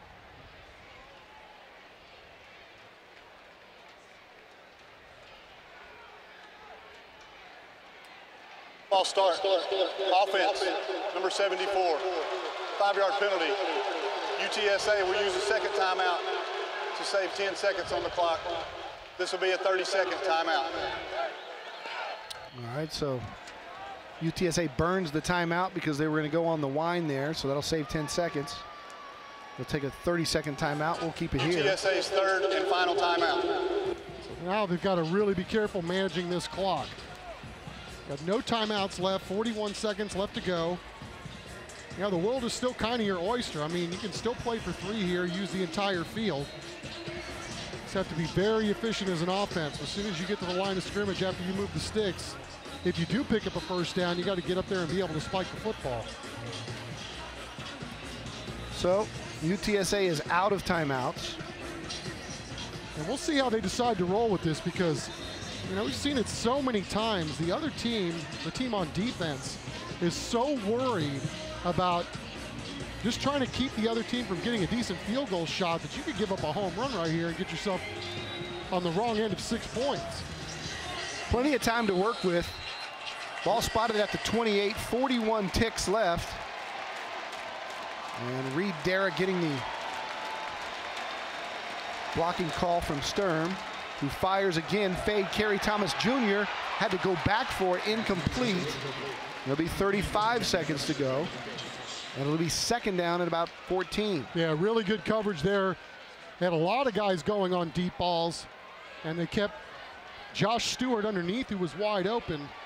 But again, you know, Texas State, that was a pretty dirty box considering you're inside the 30-yard line here. Let's see if they elect to go up by the line of scrimmage again, and they are. Yeah, they may still have time to throw something short over the middle and go run after the catch and get up and spike it. Instead, Sturm going to try to run. He's going to get out of bounds. He's not. Well, they stopped the clock there. Brian London, I thought, got to him before he got out of bounds, but we're going to say he got out, setting up third down. And about 12, no real gain on the play. And remember, Jarrett Sackett, the freshman kicker, has very limited experience. 1-for-1 on the year, but his long is just 28 yards. So we might see Portillo or even Falcone if the UTSA Roadrunners can't get the first down. Throw the screen to Clay. He's buried there, and this is going to be interesting. 19 ticks left, and they're going to set it up, spotting it somewhere around the 34. It's going to be a 44-yarder. And it is Sackett, the freshman, with 5 seconds to go. 4. They get it down, they get it off. He's got the distance. Wow. And he made it. Impressive. Jarrett Sackett with a career long for him. 42 yards for number 42.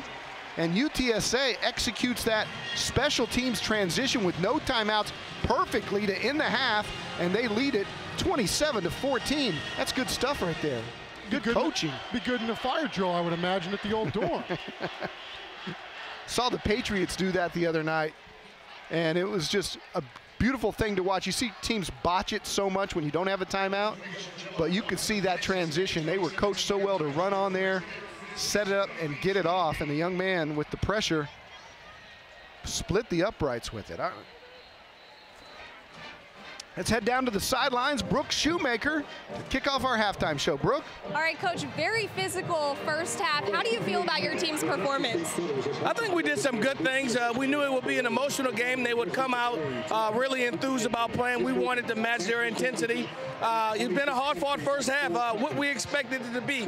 Got at the back end of the game, the half, to put together a 2-minute drill to go down and get 3 points, give us a little momentum, and we got some things we can correct, clean up, but I like the way we're playing. We just got to clean up some things and eliminate these penalties. Thanks, Coach. Good luck in the second half. Thank you. Back to you guys. All right, thanks, Brooke. Coach Frank Wilson and the Roadrunners will take a 13-point lead into the locker room. Good one here. Great atmosphere for football in San Marcos. Texas State and UTSA. We'll be back with our halftime show right after this.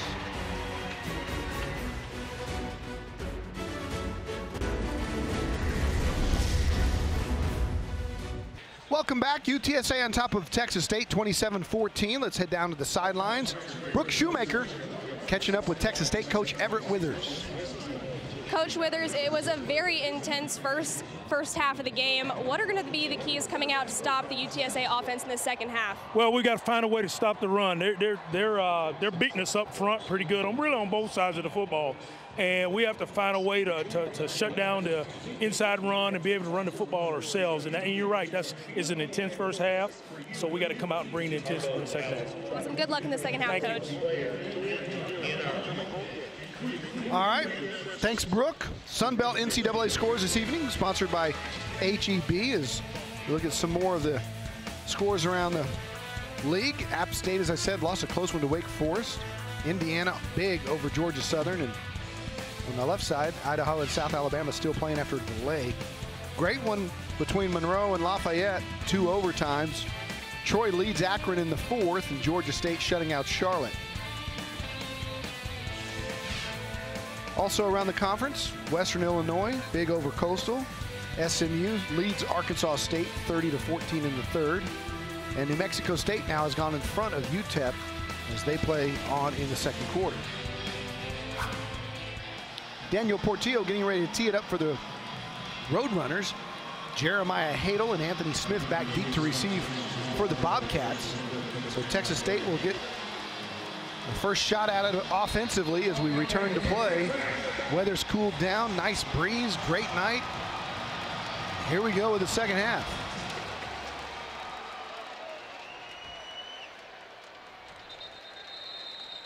It's going to be a touchback, and Damian Williams, who was fairly explosive offensively, we saw why he's such a run-pass option threat. Was very successful with both his arm and his feet in the first half. Yeah, I was really impressed with his throwing. I mean, obviously this is our first look at him this year, and you know, he starts the game under heavy duress, first play from scrimmage, throws it off his back foot and threw a dime to his wide receiver streaking down the field, and the ball was dropped, but he's made a lot of spectacular throws tonight and been very, very productive when he's gotten somebody on the other end to catch his passes. All right, first down and 10. He hands it on a sweep to the right. Picks up maybe one. Back to the line of scrimmage does Anthony Taylor. C.J. Levine there to corral him and knock him out of bounds. Yeah, C.J. Levine had a huge week a week ago and really showed up well against the Baylor team as well when UTSA opened the season, but really doing a nice job there too, fighting right through his block and able to make a tackle. Second down and 9. Play action. Williams wants to throw, avoids the first pressure. Flag flies, may have a hold as the UTSA defense closes, and C.J. Levine lowers the boom along with Banks and Tauaefa. Well, as we wait for these guys to sort this out, it's just not fair the defensive lineman can run that fast. Personal foul, hands to the face, defense, number 90, 15 yards, previous spot, first down, Texas State. Again, it's one of those 15-yard penalties where you had a chance if you're Frank Wilson to come out and establish dominance again defensively, and instead, yeah, it tilts the entire field. I mean, it's going to drive him crazy. I mean, you have a play right there where, you know, you got 2 or 3 shots on the quarterback, and it's all for naught. They get plus 15 on the play. New set of downs for Williams. Straight drop, fires to the right side, and you know, he had King over there. Good coverage by Devron Davis, but he just didn't have any time to throw. What was that too? And it's like, young man's got to turn around and look for the football. I mean, you're running a route. That's your job. Big fella Banks in there again. That was the third Texas State first down on a UTSA penalty.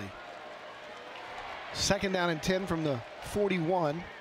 Will option inside to Gabe Schrade, the tight end, and he's got big-time yardage before Tauaefa finally jumps on his back to bring him down near the UTSA 42-yard line. Another first down and a nice pickup of 26 yards, and nice little play call here. Oh, indeed. Look at that. Got everybody rolling left and then a little pitch back, cutting against the flow.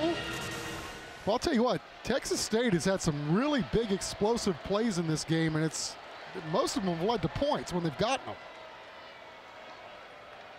Try to draw the UTSA defense offside, doesn't work. Change of call. Reset, trips to the left. Williams. He hands to the right. It's Taylor, and he's going nowhere. Another tackle for loss. Now, I believe Devron Davis was the first one there. Davenport is there as well. Remember, Marcus Davenport just 1 tackle for loss short of the all-time UTSA record. It'd be interesting to see how they officially call this one. Yeah, it was Devron Davis doing most of the heavy lifting on that one. I mean, just doing a really nice job of holding his own. Guys blocking him, and he's fighting through it, and then makes a really nice play to zip through there and help bring down the tackle. You might give him a half the tackle there. Williams wants to go deep. Hit as he throws again. Had a man, but Banks was there, and Banks has been in his face all night. we talk about this UTSA defense, and here's another guy. It's just a sophomore, and you're right. Eric Banks is having himself a nice year all in one night. Big play after big play. That's the most interesting thing I think about what UTSA has built on that side of the ball, is that a lot of their playmakers are just sophomores and juniors. 3rd and 15. The throw underneath, and it's dropped. Robert Brown heard some footsteps, and throw was a little low, couldn't quite handle it. And so even though they were the benefactors of a personal foul, it moved them forward to the midfield. The Bobcats will have to punt it away. Yeah, on a play like that, if you don't hit the receiver right in the chest, he's got to bend down and go get it, man. That's going to break up the whole rhythm of the entire operation. Meanwhile, you see the graphic on the screen. Second half scoreboard sponsored by Crossroads Collision Center. Your search is over. Quality you can trust at Crossroads. Call 210-561-5722. Brady Jones will let it bounce. Takes another good hop. And they spot it right there at the 1-yard line. Another great job on the special teams of Texas State. We're coming back. Roadrunners will have it.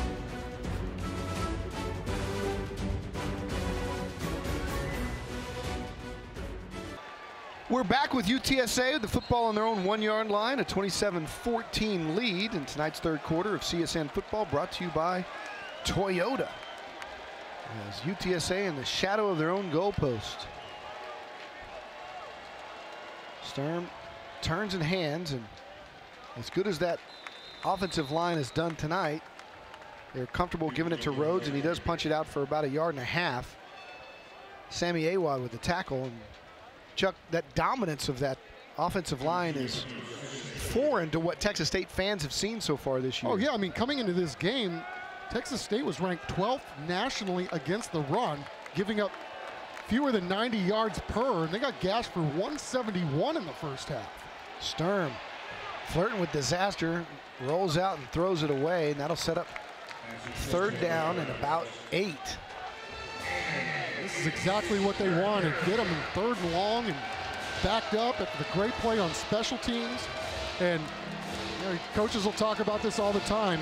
You know, the first drive of the second half is always the most important, kind of setting the tempo for what you try to do in the second half. So UTSA got a huge stop with their defense. Now we'll see if Texas State can turn the tide.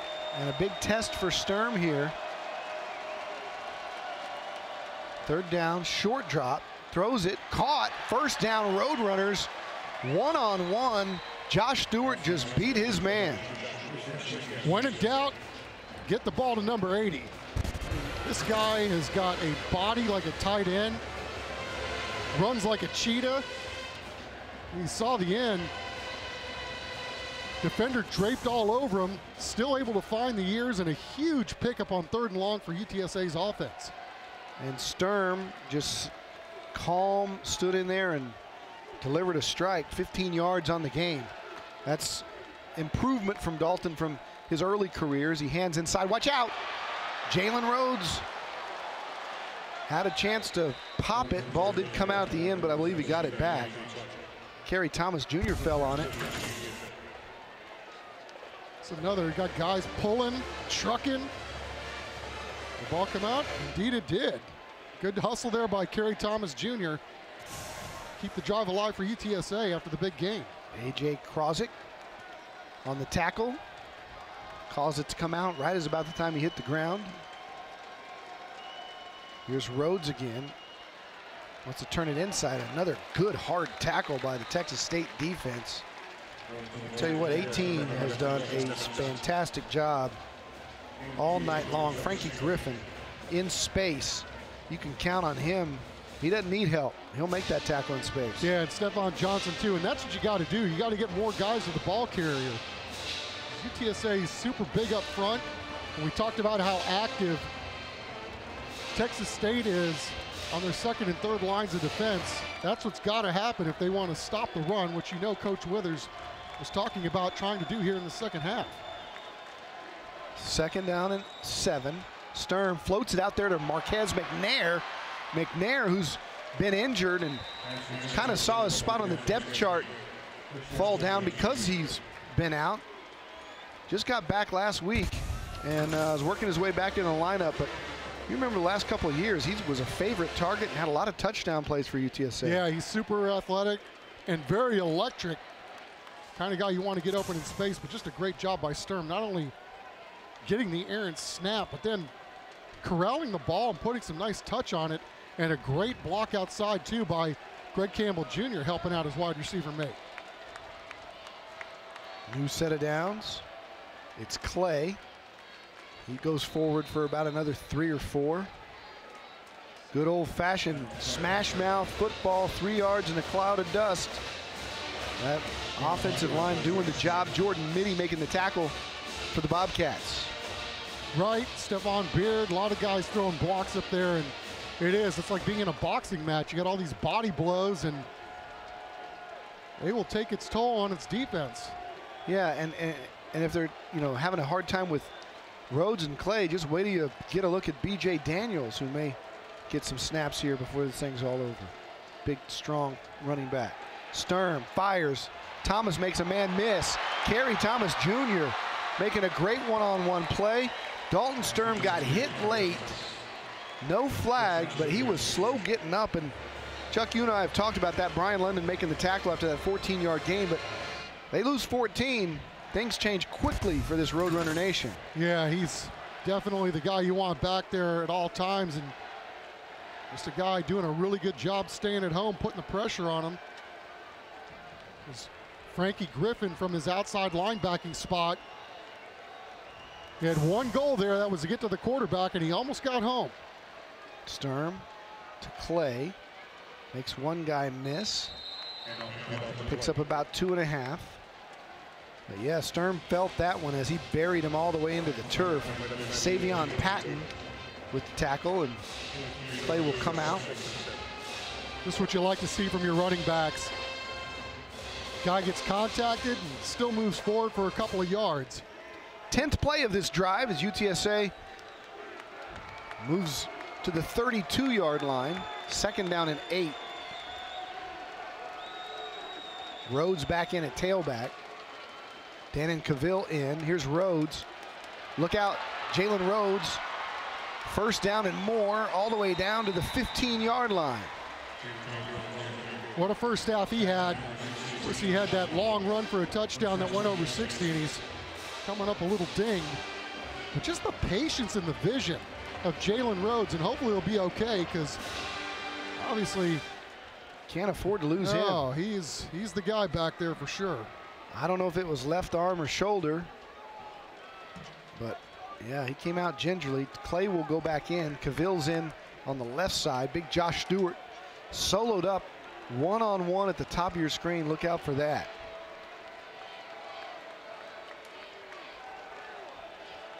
Sturm to Clay. He pounds again forward for about 3. Good push by the Texas State defense at the end of it. Dannon Cavill. He's already had 1 penalty tonight, and he's picking fights out there. I don't know if he's picking them, but he's finishing them. Halen Stewart back in at fullback, and there's a timeout. UTSA's got an offensive lineman. Yeah, it looks like Stephon Beard. They'll attend to him, and we will take the timeout and tell you how he is when we come back. UTSA up 27-14 as we play on in the 3rd quarter. Welcome back to tonight's 3rd quarter of CSN football, brought to you by Toyota. UTSA with a 2nd and 7 at the 13-yard line of Texas State. The Roadrunners leading 27-14 here with 6:45 left in the 3rd. And Sturm throws that fade to Stewart. He's got a one-on-one, and he has good coverage, and he's unable to bring it down. He looked like he stumbled at the end of the route, put one hand up, reminiscent of that great catch in Aggieland, but he couldn't bring it in. Andrew Taylor with the great coverage. Yeah, it was hard to see if there was any contact down there on that play. Well-thrown ball. As you said, Josh was only able to get one hand up there. 3rd down and 7. They empty the backfield, put Clay to the right, trips to the left-hand side, Jones in the slot, Thomas and Campbell over here as well, and Texas State doesn't like the looks of that, so they'll burn a timeout. Timeout. Texas State. And we'll take it with them. First charge, UTSA timeout. leads 27-14. Big play when we come back.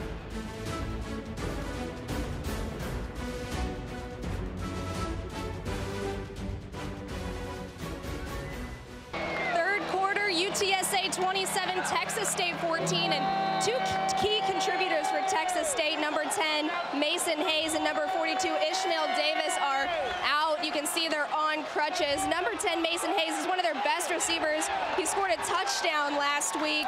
They won't tell us what's wrong, but you can tell neither of these guys will be returning this game. Hate to see that if you're a Texas State fan, as Dalton Sturm came up short on that quarterback scramble on third down, setting up a fourth down and another field goal attempt. But yeah, Mason Hayes, one of their favorite receivers, scored a touchdown last week against Appalachian State. And Tackett will be on to attempt a short field goal, hit a 42-yarder at the end of that first half, and this one is good. He stays perfect on the year, and UTSA ups their lead to 30-14. Well, I'm sure they're not going to be thrilled about settling for 3, but you know, when you start your first drive of the second half backed up on your own end, you know, to be able to go down and work the clock a little bit and still come away with some points, it's still a long drive, and again, you get a chance to tilt the field position back in your favor. Yeah, they went 99 before, scored a touchdown on that drive. This is their second time that they've scored points after going 99. And we talked about their success in the red zone. Once the Roadrunners get inside the red zone, they're going to score points. Now UTSA up over 200 yards rushing the ball for this football game.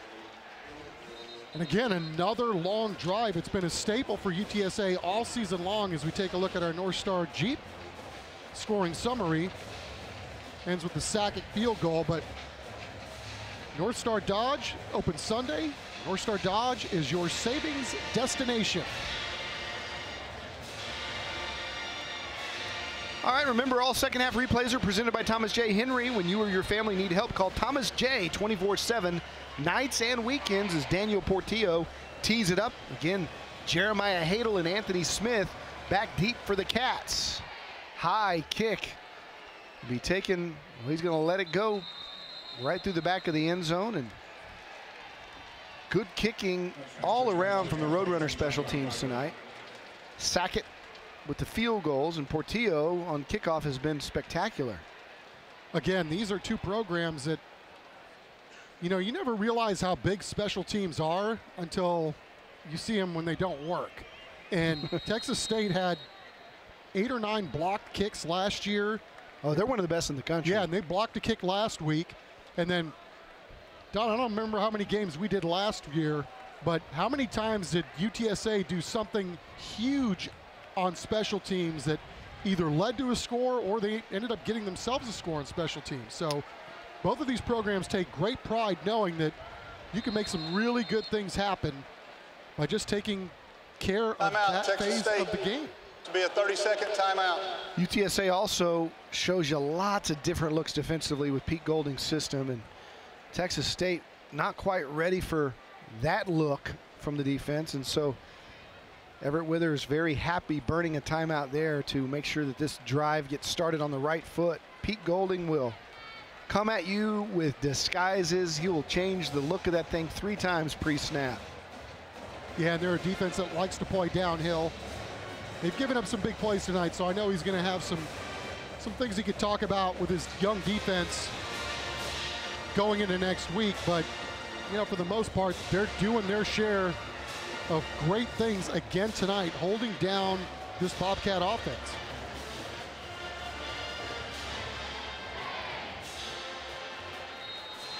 All right, so they get it together here and ready to snap it on first down. Little zone sweep coming this way. UTSA's got 4 or 5 guys there, and Banks is in on it.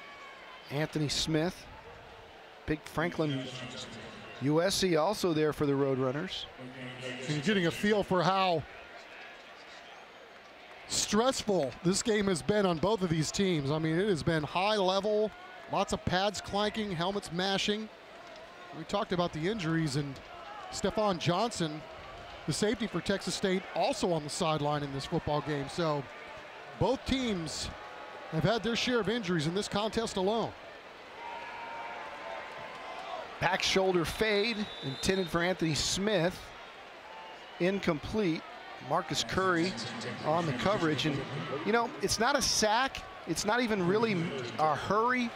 But if you watch 93 off the edge and the push that he gets on the right tackle to make Williams throw that ball earlier than he wanted to is just, it's phenomenal how he does it snap after snap. Yeah, and King Newton also in on there, and he's a young man, 6'1", 280, and doesn't give up much on the speed side too. He was really, really back there quickly, putting pressure. Big play for the Cats. Tawa Eva shows blitz and now drops into coverage. Now he comes, and Davenport's gonna have another sack. Marcus Davenport already UTSA's all-time leading sacker, and now he holds the school record for tackles for loss after that one. Just so many ways he can beat you, and on that, he actually beat a double team to get home and bust the quarterback. And he's so strong, he didn't even have to tackle Williams. He shoved him to the ground.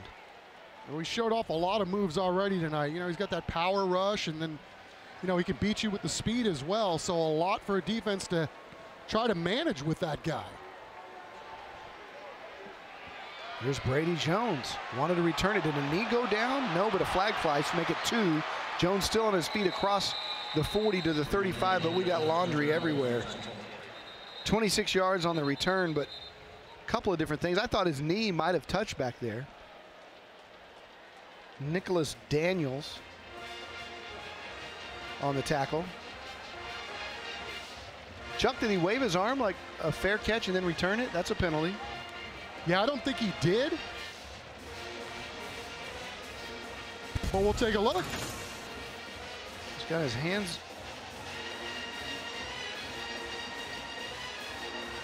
Nope, it's clean all the way, but does his knee come down at any point? Illegal block in the back, number 84 return team. That penalty is declined. Illegal block in the back, number 21 return team. That penalty is accepted. 10 yards, first down, Texas State. Well, you saw the Brendan Johnson one right there at the top of your screen just as soon as Jones was able to receive it. We had double fouls on that one. It was the block in the back attack from the UTSA Roadrunners. Yeah, they got their money's worth. And so the runners will be backed up. And instead of having it in Bobcat territory, they'll be inside their own 30. Well, so far on the ground for UTSA, as we said, up over 200 yards. And they're getting 7 yards per carry as a football team. That is getting it done. Conversely, Texas State, less than a yard per carry. Game's won in the trenches, and Everett Withers referred to that at halftime. A little draw, a little delay to Rhodes, and good defensive push and pressure. Griffin, who's had a fantastic game tonight, he'll show up on tape when they take a look at this one tomorrow. Yeah, it looks like he spent some time in the weight room too. Those pythons. Doesn't look like you're going to get away from him too easily if he gets his hands on you. He's been great in coverage. He's been unbelievable tackling in space. And he's also been there in the backfield a couple of times. Second down and 11. Sturm, little shovel pass inside.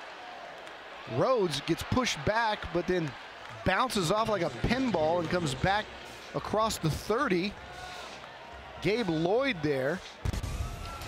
Good team defense right here by Texas State. I mean, it looked like, you know, had free run on the ends, but then look at all these guys stay home, and then again, multiple hats towards the football. Just good, sound, disciplined football right there to stop that play. Interesting call here. 3rd down and 6, your own territory on the 30. No Josh Stewart. It's Campbell split left, Jones in the slot. Big Shaq Williams in a tight end, though. He's always a threat. Stern looks across the middle to Cavill, and it's incomplete. kind of rushed the throw. Good coverage by the Bobcats. Brian London, the second there, kid out of Randolph High School, the Rohawk. So UTSA was stopped. Good defensive series by the Bobcats, and they'll get the football back. Hutch White. Tie the fight never dies. Back to return this one. Kid out of Kerrville.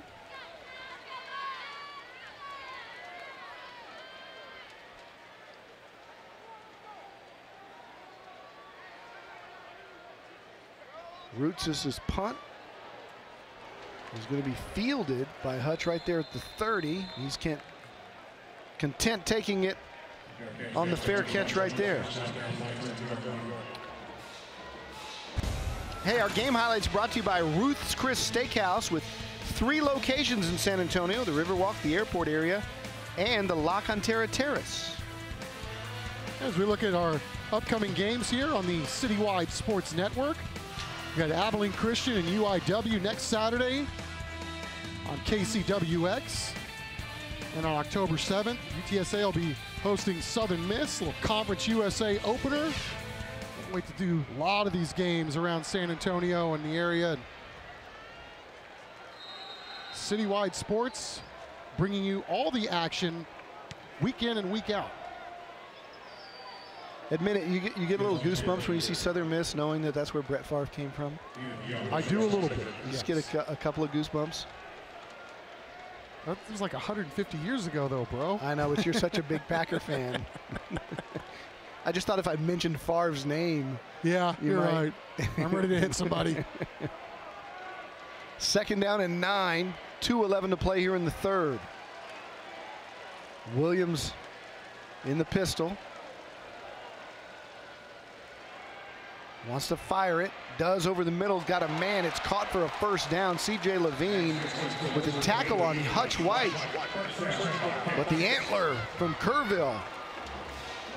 Yeah, nice catch. Time to give some guys up front for Texas State some love, because that was just a great job of holding the pocket with all the pressure from UTSA. Brewer, Rowland, Foster, Pearson, Miserat doing an outstanding job that time, giving Williams a clean pocket in which to throw the football. 1st down, little option read, pitch. That's Anthony Smith. He's got lots of room. He's got another 1st down, and Texas State's on the move. Big guys getting up slowly. Daryl Gottfried and Josiah Tawaefa on the tackle. And now the Bobcats want to go with some tempo. We tick down near the 1:15 mark by the time they snap this one. Yeah, 75 Nick Foster looked like he kind of hurt his leg right there. We'll see if he can give it a go. He's certainly not calling timeout. Plenty of time on the play clock.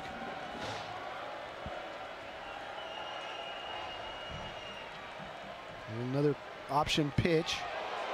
Williams paid for that one. And coming up to make the tackle is Jontavius Mosley. But my goodness, did Williams take a shot. Yeah, Les Maruo from Wichita, Kansas, the junior, came up and got a clean stick on 12. UTSA might have been Free offsides. shot. Free play. Williams deep, has King. Going to have pass interference there. They'll decline the offsides and they'll take the bigger yardage as Austin Juppy couldn't make up the recovery, and he kind of shoved King right in front of the official. That's the old Green Bay Packers play. Speaking of the Packers, nobody does that better than Aaron Rodgers when you get a free play. The rule is, all right, it's a jailbreak downfield. Let's just send the receivers deep. Texas State got a free shot, and Juppy decided the lesser of two evils was to basically maul the receiver, and I can't blame him because that might have ended up 6 for the Bobcats. Offside. Defense, number 54 and number 99. That penalty is declined. Pass interference on the defense, 15 yards. It's against number 2, 1st down. So they'll mark it off. And Texas State fans who've been pretty quiet here in the 2nd half, getting a little antsy and getting a little more excited now that The Bobcats could quickly turn this into a 30-21 ball game going to the fourth quarter. 32 ticks left here in the third. Tight end Schrade comes in motion. Ball's on the ground. Kevin Strong trying to bring Williams down, and does. And again, the young man from Cleburne, Texas, who was so good as a true freshman, showing his size and strength, gotten bigger and better ever since he came to campus. Yeah, this Kevin Strong has really been absolutely amazing all year long. And, you know, we talked to the coaches early on in the season about him, and they said, yeah, he was really inconsistent for a while, but the best thing that ever happened to him was Bo Davis coming in here to coach up the defensive line. He was at Bama, he was with the Miami Dolphins, and obviously he coached some studs at both of those places, but he prepared those studs. So he presented that to the young man, and Kevin Strong has taken and run with it and really raised the level of his game. UTSA leads Texas State 30-14. We're coming back with the fourth quarter of play live from San Marcos, Texas on CBS and the CW35.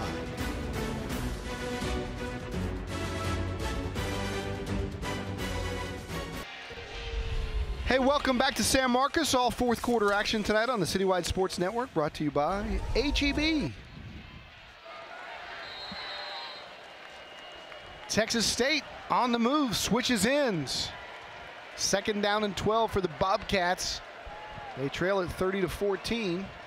UTSA showing blitz again, and they come. Ball is out, and Williams just falls down, and Banks, who's had some penalty issues tonight, does a wise thing by not piling on. I'll get credit for the tackle anyway, but another bad snap and just a drive killer. I mean, these plays are precious, especially when you're trying to come from behind.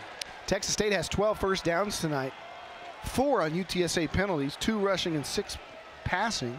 Yeah, and you know that's one of those things that Coach Wilson's going to harp on this week. I mean, they've already been penalized, UTSA has 10 times in this game.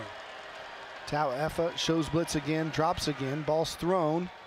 What a may throw. Have been caught. They're going to give it the catch to Eric Luna. And a nice throw and catch by the Bobcats. Indeed. I mean, look at this laser beam in a spot that only his guy could get it, and I don't know if that ball hit the ground or not, but that was one heck of a connection right there for Texas State if it stands up.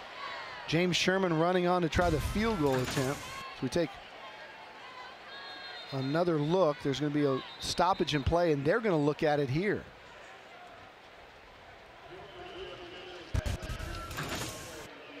All right, as we take a look, ball thrown outside. Yeah, short hopped it. Absolutely. There's a lot of green there anyway. That's coming back. Now remember, it was called a catch on the field, so there's got to be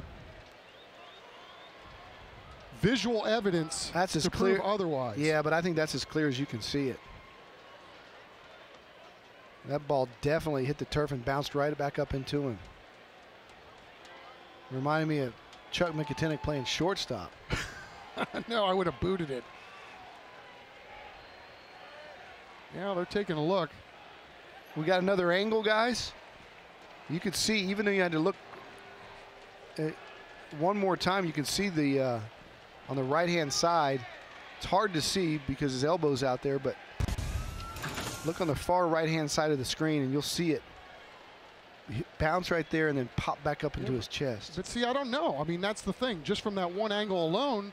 All right, let's take a look. Of course, we're going to get blocked out here. I don't know, man. It's hard to tell. It's hard to tell. Yeah, you're right, Chuck. They may let that stand. It's really tough because if you can't tell if it doesn't bounce on his forearm. That's exactly right. And then you've got, you know, 2 officials right there that were down on the sideline. Yeah, it may have bounced, but it may have bounced off his inside of his forearm. It's almost impossible to tell, and when that's the case, they go with the call on the field. Well, and that's, I think, where all the sports have done a better job with this instant replay because, you know, it really does depend on the angle a lot of times. And one angle will tell you one thing and another angle will tell you another. And So again, you know, I think initially when all this replay stuff started coming in, there were a lot of decisions made based on, well, that didn't, you know, they were kind of like speculating, as opposed to now you've got the call on the field is one thing, and there has to be, you know, a preponderance of evidence that will reverse it. Yeah, you could see Everett Withers' reaction there. He didn't like the news that he got, so they're going to reverse it here. He tried to get to the officials. Now I think they're just trying to set the clock and the spot of the previous play. Here's the official word.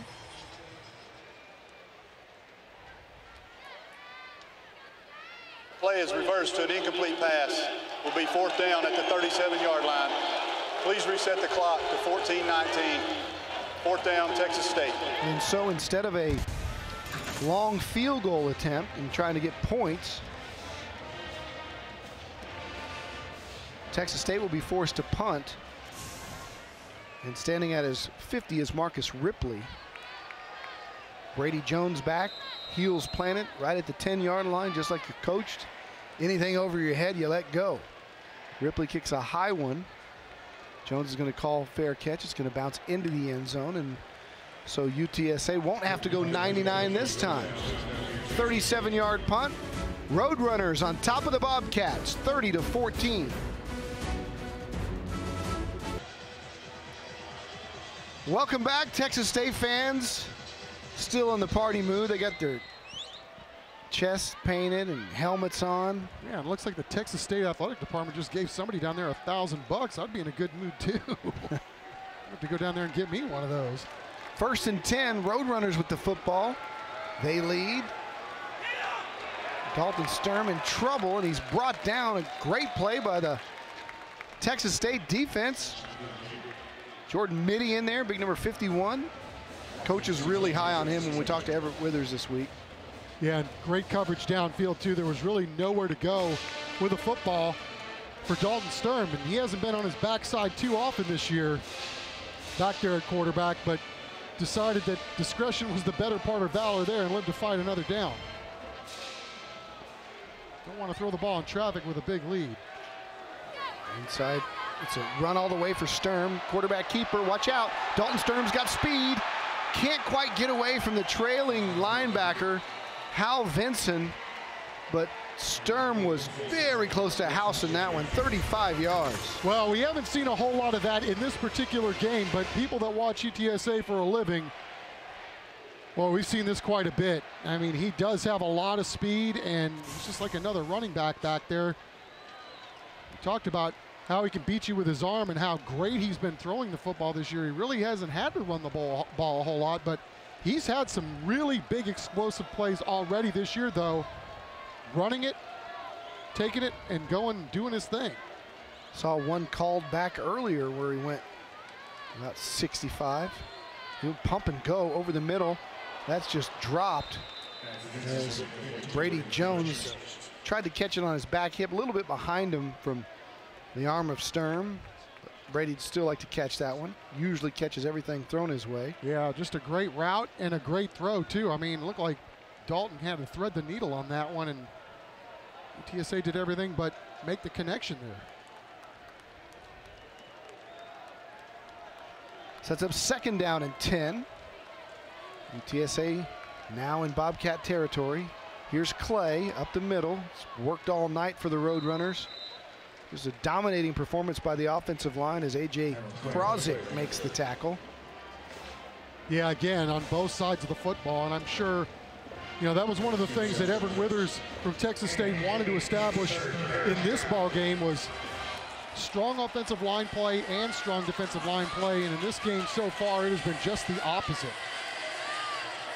Especially when you look at the total yards rushing now. UTSA about to go over 250 on the ground for this football game. Can they convert here? 3rd and 4. Greg Campbell Jr. splits out. Gonna fire underneath. He's got Clay. Clay makes a man miss, and it's enough for the 1st down. Just a nice individual effort, tough physical play by Terrell Clay after the catch. Krozik tackles him, but it's enough to move the sticks, and it wasn't there at first. He had to make another extra move. Well, you're right about that. I mean, he's got the ball right here, and it looks like he knows he's not going to be able to just take it and go upfield. So he knows these defenders are barreling in as hard as they can. If you just cut it back sometimes, you can blow right by him. And just a heady play, knowing exactly what he needed in order to get his team a fresh set. He's had a nice game. And we thought we were going to have an official timeout, but they're going to wave that off and get everybody back on. No timeout. So they'll resume play. 11:43 to go in the fourth. UTSA on top 30-14.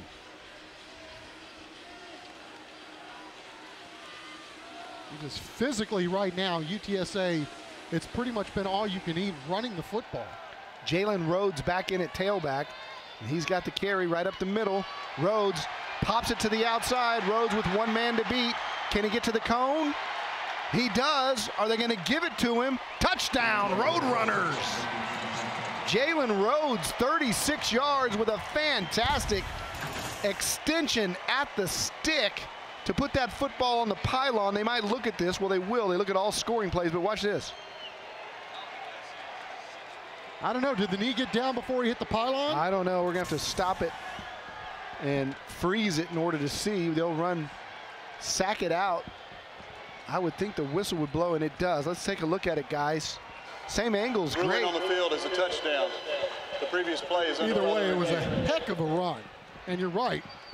You know, to finish it off like that. Here we go.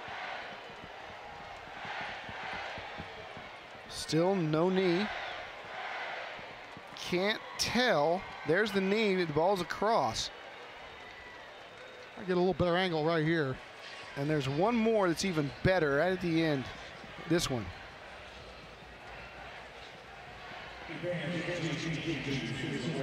He is down now. It's so close. Yeah, again, I think we're at the point where is there enough visual evidence to overturn it? I don't think there is. You know, if a guy's going to go that all out, you just give it to him. I mean, like, I agree. Okay, he's not down. He's not down. That's too close to call. There he's down. But that ball looks across there. Yeah, I mean, because again, and the official's right there on it. That's right, he is. I thought he looked for some help, and then he called it. And I think they got it right. Man, UTSA is just running the ball all over this entire San Marcos area tonight. Jalen Rhodes is a special athlete. We found that out last year when he split time with Jarvion Williams. And he's put on some weight too, improved his game. Here's the call. The ruling on the field stands. Touchdown. That also puts Rhodes over 100 yards on the night. 36 on that one. Scoring summary brought to you by North Star Dodge. 6 plays, 80 yards, and it took an even 3 minutes off the clock as the Roadrunners will try to make it 37-14. They kind of blow it open here in the fourth quarter. But Chuck, we take one more look at this running game, running the football, the game plan, and it's paid off. We're coming back with more right after this. Yeah, closing in on 3 bills. Welcome back. Jalen Rhodes, a happy Roadrunner here tonight as UTSA now leads 37-14. A reminder, you can watch this game again tomorrow on a Command Performance. It's a replay at 10 a.m. on KCWX TV, Austin and San Antonio. Robert Brown and Anthony Smith back to receive the Daniel Portillo kick, and Portillo is going to put it down to the 4. It's mishandled, but he gets it back and snowed under right there at about the 23-yard line. Making the tackle for the Roadrunners is B.J. Daniels, the freshman running back that we talked about, who's playing some special teams play here tonight. Yeah, just to riff a little more on Jalen Rhodes and the kind of night that he's had. I mean, Now, we saw this kid a lot last year, splitting time with Jarvion Williams, and you know Jarvion's a professional player, so Jalen Rhodes has shown up big. Offside, kicking team, 23, 5 yards, end of the return, first down, Texas State. But the coaching staff has talked about, you know, not only developing as a football player and getting better, but just filling the void left by Jarvion, both leadership-wise and as a player. I mean, coaches rave about how he spends a lot of time with the younger players. Obviously seen that he plays with a physical style, and he could be a home run guy as well, but they said his confidence has grown, not only as a person, but as a player as well, and it's been fun to watch. 55. Josiah with a rush there on Williams. Couldn't quite bring him down, and he's kicking himself for that one, but he disrupted the play enough to make it a negative play for the Bobcats. It's just unbelievable. I mean, it's like you're playing a video game with like Michael Vick, you know, back in the day. It's just, he's got another gear that most guys can't get to. I mean, he just whipped through that gap like it was nothing, and I'm sure he would have liked to have had the sack there, but just another next level kind of player. Anthony Taylor in the backfield. A little misdirection. They bring it this way and going nowhere. The UTSA defense closes again. Banks was there. Lakel Bass was there. Lakel Bass is another guy. Always seems to be in the right place at the right time. All kinds of misdirection stuff going on, and Lakel not having any of it.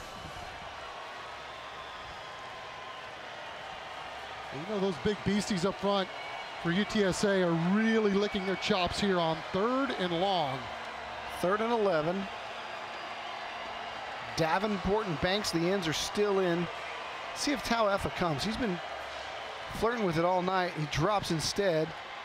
Williams fires right for the stick. If it's caught, it's a first down, but it's incomplete. Intended for Tyler Watts, but that'll get the Cats off the field again. Brendan Johnson, the intended receiver. I've been impressed with Williams tonight, watching him throw the football. Absolutely. He's had a lot of passes right on the button or only in a place where his guy could make a catch. Hey, following the game, stay with us for the Six Flags Fright Fest post-game show. That's coming up when it's over. We've still got a good 10 minutes left. Good over-end kick. Johnson Jr. got drilled on the coverage. 48-yard punt. Chandler Spates there with the tackle. Woo. Hello. Bam. He's lucky he held on to that one. I'll say. Kirk Johnson Jr. back there did a nice job of hanging on to that one. Larry Stevens checks in at wide receiver. He's in the slot on this near side. Greg Campbell split wide right. Handoff goes to Clay after the big 174-yard night by Jalen Rhodes. Clay's done a nice job of giving him rest when he needed it.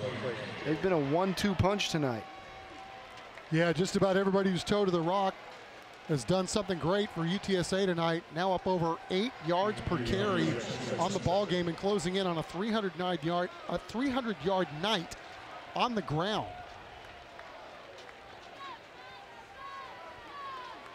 Second and 6. And again, this is a defense, Don, that yielded just a smidge under 90 yards per game on the ground.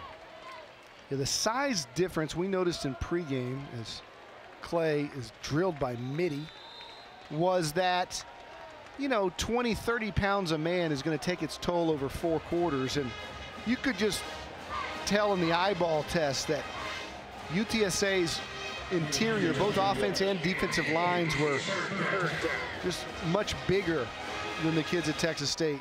Well, you know, these guys held their own in terms of, you know, limiting yards even when they played Colorado. So I think that speaks to what these guys, you know, not only, of course, what they're doing running the ball and what the athletes that they have back there, but these big guys up front. I mean, I think that was the biggest question mark facing this team going into the season was their offensive line.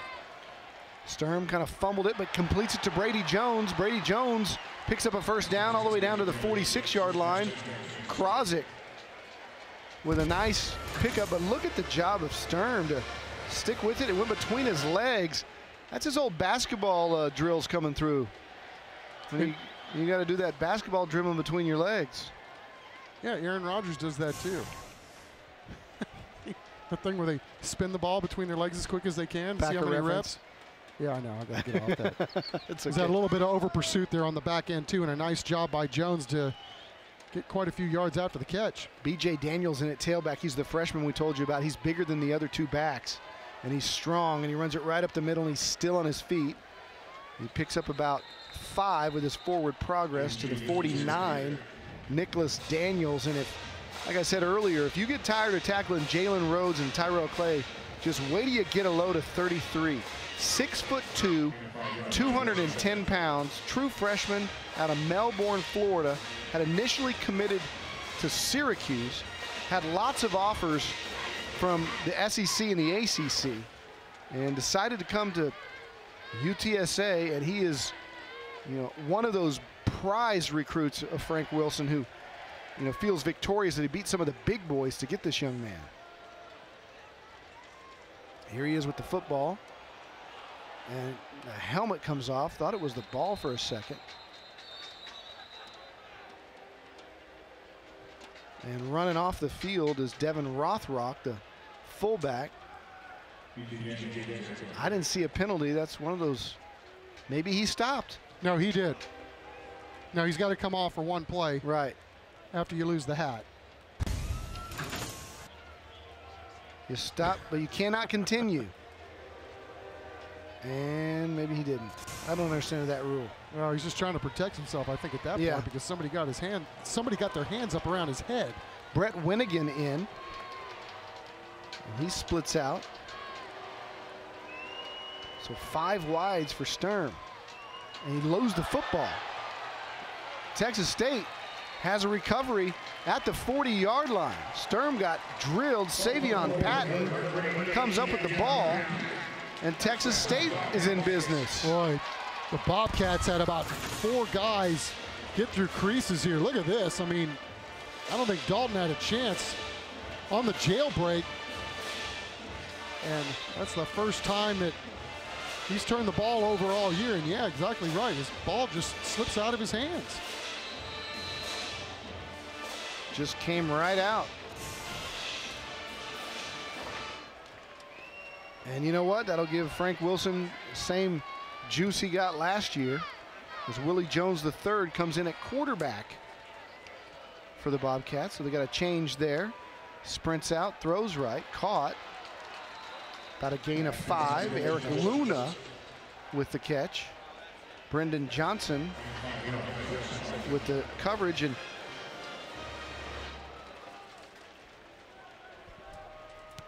completion there for Jones.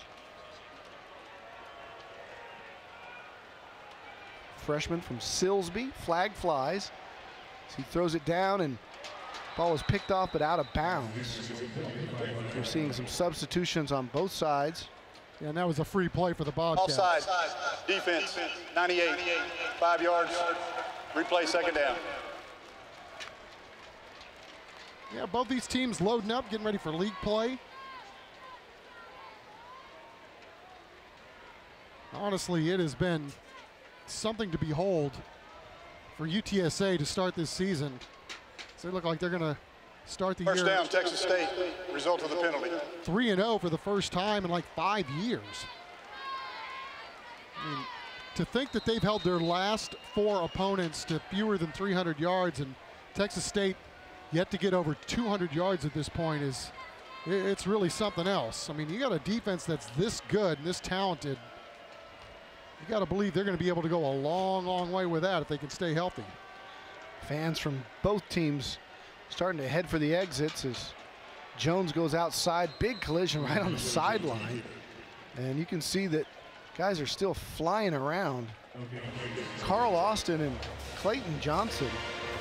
Andrew Martell over there as well. And UTSA's got a player hurt on their sideline as he went flying into the bench. Not sure if it was Martell or... Well, UTSA substituting in a lot of guys right now. It's a couple of sophomores over there laying the wood at the end of that stick, and I think the thing that paid the price was the first down marker got taken out. We're back after this.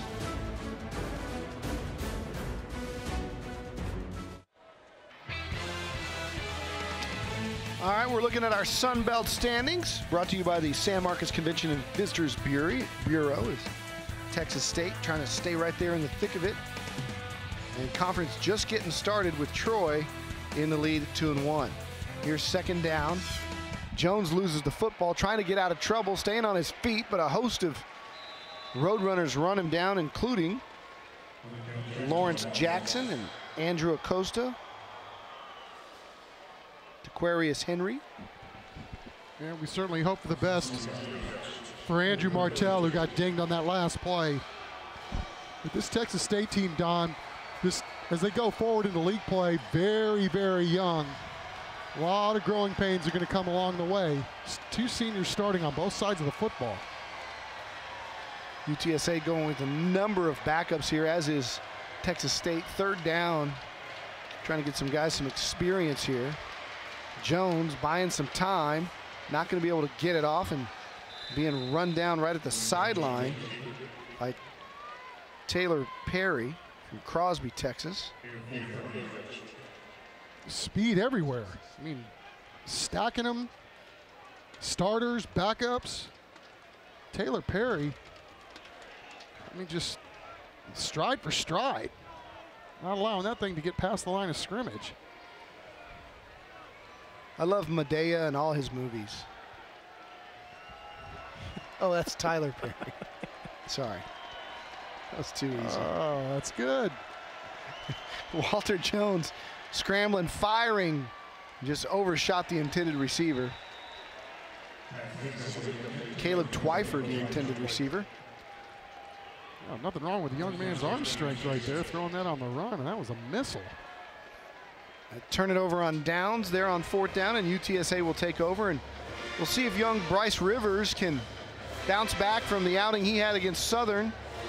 And these are the guys that, after the impressive performance by the first team in the game against Southern, Frank Wilson really wanted to see a better execution from his second unit, and Bryce Rivers anxious to redeem himself after a tough outing against the Jaguars, young man from San Antonio. Yeah, I mean, a guy getting his first college snaps. I think, honestly, I thought he played pretty well. It was the turnovers, obviously, you can't have that. Timeout, UTSA. He's going to learn. 30-second timeout. 2 picks. The first one was, he tried to throw a bomb on a sprint out to the left, and he's going to learn. He'll have time to set his feet and throw. If you're going to make those throws, you got to set your feet before you let it go. But they also had a missed snap in there too, and it's not all on the quarterback. Yeah, it's as a unit, Yeah, for sure. You got young kids out there trying to make plays. Same thing on Texas State's end.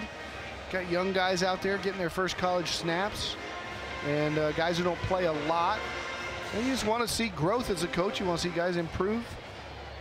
Dalton Stern won't be here a year from now, and so absolutely they want to get this young man some experience. Rivers hands off to Winnigan. Winnigan's got speed, and Winnigan may take this to the house. Brett Winnigan trying to outrun the angle. And Winnigan wins again. 71 yards. Brian Watts with the assist from the truck. This is a great run and just great hustle too by Peyton Hall from Brandeis High School. Running down there stride for stride, making sure that nobody was there to make the tackle at the end. Look at the hustle. Guys get a chance to play, man. The energy level doesn't drop. Unsportsmanlike conduct, number 20. Penalty will be assessed on the kickoff. That is his first unsportsmanlike conduct. 1 on time down. I don't know that we saw a penalty there. I guess he spiked it. Okay.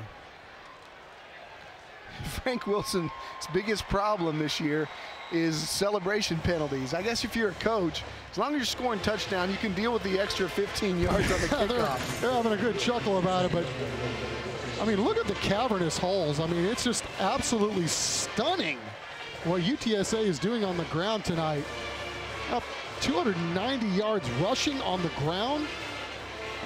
Gotta be kidding me. And like I said, it's not like they're playing Sisters of the Poor now. I mean, Texas State was ranked in the top 12 in run defense. And again, they played really well against a great App State program just a week ago. Hey, the play of the game presented by the Wellmaker Law Firm. Choose well, choose Wellmaker. Call 210-828-6033, and we choose this for the play of the game. Eric Banks with the cause. The scoop and the score by Josiah Tawa-Efa really set the tone early as the physical play up front from UTSA has been dominant both on the offensive and defensive side of the ball. Yeah, I mean, really, for Texas State, I mean, they had two guys there to try to block Eric Banks, and he went right through both of them to disrupt that. And Tawa-Efa and Kevin Strong Jr. working on some sort of celebration concoction down there on the sideline. But this UTSA team, you know, we've got a chance to see them now for 3 straight games, and they're just scared. I mean, their offense, you know, the passing game was a little shaky tonight, but when you can run the ball like they are, that'll make up for that. And then again, the defense, Texas State right now doesn't even have 200 yards of offense. Robert Brown and Anthony Smith back. The kick is taken and taken across the 35 near the 40. Robert Brown on the coverage, on the carry.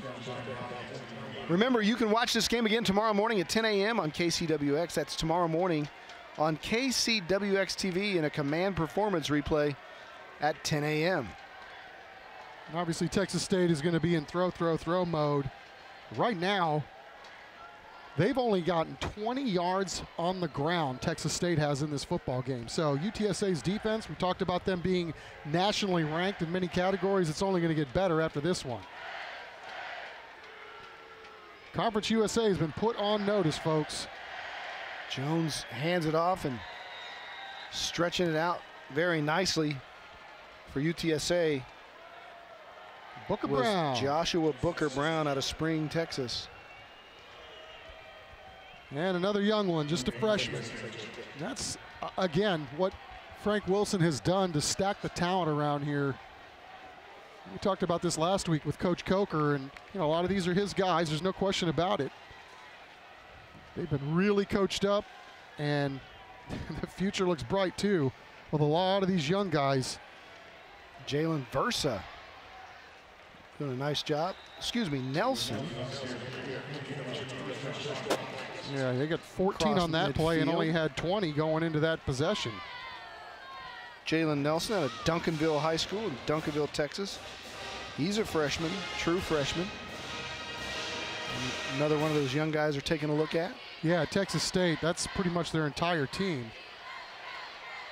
But, you know, these guys, I'm looking forward to doing their game a little bit later on in the year and see how they go through some of their conference games. Because they gave App State all they could handle last week. We got them again against Georgia State later in the season. Second down and 10. Tick inside of 3 minutes. Walter Jones III. Willie Jones III, the freshman, running the show.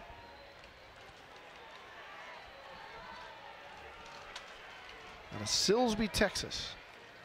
Beaumont area. Nice spin move. Picks up about 2. There's another positive for UTSA too. You know, every week you're going to get a test. You start the season, you get your first game washed out against U of H. Then you got to go to Waco. You don't know what you're going to face there. You've never beaten a Power 5. You go up there, you dominate them defensively. You come up with a huge drive at the end of the game to score the go-ahead touchdown. And then you come back the next week against Southern, and, you know, against a perceived underdog, you handle your business and you dominate them on both sides of the ball.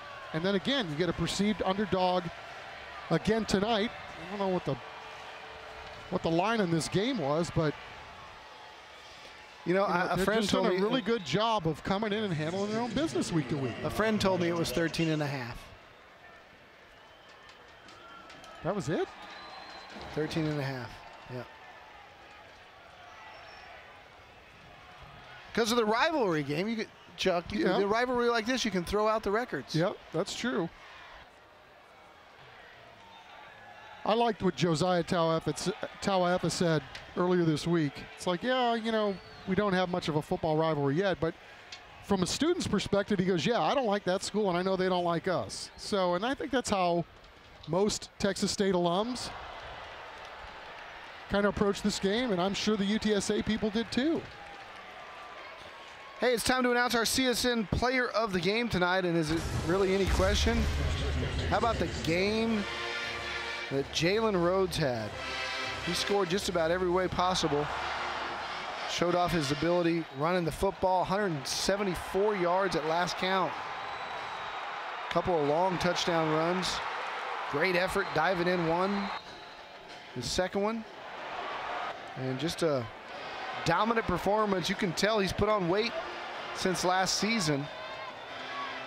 Changed his jersey number as well, but his arms and shoulders, and he looks like he's put on 15 pounds from a year ago. So Rivers is in to take a couple of knees, and that'll do it. Clock will continue to run. Yeah, he's got a lot of junk in his game, obviously. Really good. Runs with great pad level, all that stuff. But his vision is something else, too. And I'll tell you what, he is really off to a hot start, as are a lot of these UTSA guys 3 games into this season. And I'm still curious. I wonder what would have happened if they'd have played U of H. Yeah, it's been interesting. You know, I thought preseason when you looked at UTSA, I told friends I think they're going to win one of the 2 against Baylor and Houston. And now that we look back, there's a very good chance they could have won both. I think that's where I was at. And I thought they would beat U of H going into the season and then not be able to win up in Waco, but they were able to do that too. And again, you know, it was only a 1-touchdown game, 17-10, but they just dominated that game. I mean, I just felt like the score really wasn't indicative to how they were able to take a team like Baylor that was averaging, what, 36, 37 points a game a year ago, and to stone those guys like they did. And Baylor put up 34+ on Oklahoma tonight, number 3 team in the country. Oh, there you go.